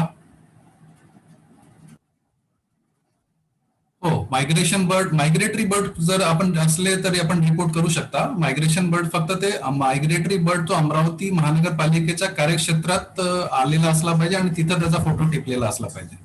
सो डेफिनेटली आपण रिपोर्ट करू शकता. सो आपण आता कार्यक्रमाचा शेवटचा टप्पा घेऊया. सगळ्यात पहिले तर मी आभारी आहे सगळ्यांचा, कारण की सगळ्यांनी खूप चांगलं पार्टिसिपेशन केलं आणि संख्या जी आहे ती ऑलमोस्ट स्टेबल होती. म्हणजे आपण 75च्या आसपास होतो, 75 पेक्षा जास्त होतो जेव्हा आपण कार्यक्रम सुरू केला आणि ऑलमोस्ट आपण स्टेबल होतो. सो फर्स्ट ऑफ ऑल हे दाखवते की आपलं सगळ्यांचं की इंटरेस्ट ह्या विषयाच्या प्रती आहे. सो आपण सर्वांचा मी आभारी आहे की आपण सर्वांनी ह्या कार्यक्रमामध्ये पार्टिसिपेशन केलं. ओके, ठीक आहे. प्रतिक्रिया पण आपण शेवटी घेऊया. तर सगळ्यात पहिले मी अमरावती महानगरपालिका उप डेप्युटी कमिशनर आणि एन्व्हायरमेंटल ऑफिसर महेश देशमुख सरांचा आभारी आहे की आमच्या संस्थेतर्फे जेव्हा हा विषय सरांसमोर मांडला गेला, सो सरांनी ह्याच्यामध्ये कीन इंटरेस्ट घेतला आणि ह्याच्यासाठी पार्टिसिपेशन आणि ह्याला ऑर्गनाईज करण्यामध्ये जॉईंट एफर्ट अमरावती महानगरपालिका आणि युथ फॉर नेचर कन्झर्वेशनचे राहिले. सो सर्वप्रथम आपल्या सर्वांचे आणि महेश सरांचा मी आभारी आहे. त्यानंतर सगळ्यात महत्वाचा मनोज बिंड सरांचा खूप खूप खूप धन्यवाद आहे. मनोज सरांना ज्यांनी डायरेक्टली इनडायरेक्टली कॉन्ट्रीब्युट केलं, कारण मला माहिती आहे मनोज बिंड सरांच्या मागे खूप मोठी टीम आहे. वैभव दलाल, राहुल गुप्ता आणि मॅडम आहेत. सो सगळ्यांची खूप चांगले एफर्ट्स आहे. सगळ्यांनी मिळून मला माहिती आहे मनोज सरांना सगळ्यांनी आपल्या आपल्या परीने डेफिनेटली ह्याच्यात हेल्प केली असेल. सो हे खूप चांगलं प्रेझेंटेशन झालं, अप्रतिम. इंट्रोडक्टरी असताना सुद्धा एवढं डिटेल झालं तर आता सगळ्यांना कौतूहल हे लागलेलं आहे की जर ट्रेलर हे आहे तर पिक्चर किती जबरदस्त सुपरहिट असेल. सो नक्कीच आपल्याला तो पिक्चर सुद्धा पाहायला मिळेल. सो मनोज बिंड सरांचा आणि त्यांना ज्यांनी पण डायरेक्टली आणि इनडायरेक्टली हेल्प केलेली आहे त्यांच्या सगळ्यांचे मी आभारी आहे. आणि परत सगळ्यात महत्वाचं की YNCOची पूर्ण टीम ज्यांनी हे वेबिनार ऑर्गनाईज करण्यासाठी खूप मेहनत केली, कारण की अगदी शॉर्ट नोटीसवर हा वेबिनार आम्ही ऑर्गनाईज केला. अगदी 5-6 दिवसामध्ये हा सगळं ऑर्गनाईज झालं आणि महेश सरांनी तर अगदी खूप लवकर आम्हाला गो हेड केलं, त्याच्यामुळे शक्य झालं. सो सगळ्यांचा मी आभारी आहे आणि ह्या पुढे सुद्धा आपण अशाच प्रकारे भेटत राहू आणि पुढे ऍक्टिव्हिटीज मध्ये कोऑर्डिनेट करत राहू. सध्या आपण व्हॉट्सअपवर कनेक्टेड राहा आणि ग्रॅज्युअली मग आम्ही तुम्हाला स्टेप बाय स्टेप कसं इन्व्हॉल्व्ह होता येईल हे आम्ही तुम्हाला स्टेप बाय स्टेप सांगत जाऊ. आता जसं की मॅडमनी पण सांगितलं की प्रतिक्रिया कोणाला द्यायची इच्छा आहे, तर ज्यांना प्रतिक्रिया ह्या पूर्ण वेबिनार बद्दल किंवा कन्सेप्ट बद्दल द्यायची असतील ते बोलू शकता. थँक्यू.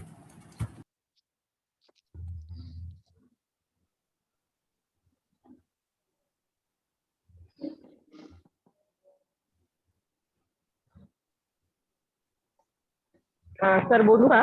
मी दीपाली बाबुळकर बोलतेय. बोला मॅडम. सर खूप छान वाटलं आणि मनोज बिंड सरांच्या अभ्यासाबद्दल आम्हाला अजिबातच शंका नाही आणि नेहमी आम्ही त्यांना फॉलो करत असतो. खूप छान माहिती मिळाली. खरं तर अमरावती महानगरपालिकेने ही इनिशिएटिव्ह म्हणून काम सुरू केलं, याच्याबद्दल अमरावती महानगरपालिकेचे मनपूर्वक अभिनंदन करावे वाटते. कारण विद्यार्थ्यांना याचा खूप फायदा होणार आहे. कारण पाठ्यपुस्तकांमधून वारंवार येणारे जे पक्षी आहेत ते पक्षी आजूबाजूला दिसतात, पण त्यांची नावं, त्यांची माहिती ही विद्यार्थ्यांपर्यंत या निमित्ताने पोहोचणार आहे. डेस्क पण खूप छान काम आपल्या अमरावतीमध्ये करत आहे आणि आता युथ फॉर नेचर कन्झर्वेशन जे आहे याच्यासोबत पण आम्ही जुळू याचा आनंद आम्हाला आहे. आणि नक्कीच शिक्षिका म्हणून आणि त्या विद्यार्थ्यांच्या वतीने आपला सर्वांचे या ठिकाणी मनपूर्वक आभार मानते. आणि पुन्हा एकदा मनोज बिंड सरांना त्या 7 पासून 17 पर्यंत येण्यासाठी मनापासून शुभेच्छा देते. धन्यवाद. Thank you ma'am.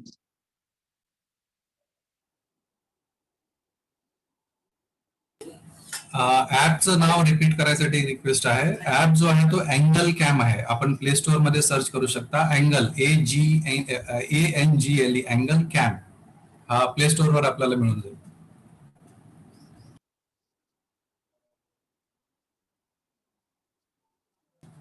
अजून कोणाला काही प्रतिक्रिया द्यायची आहे? स्क्रीनवर आपण बघू शकता. हे अँगल कॅम लाईट म्हणून आहे. ह्या प्ले स्टोअर वर अवेलेबल आहे.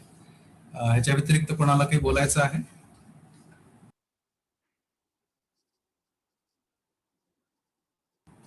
Okay, thank you. महेश सर काही concluding remark? Mahesh Deshmukh sir काही कन्क्लुडिंग रिमार्क्स आपल्याला द्यायचे? हॅलो.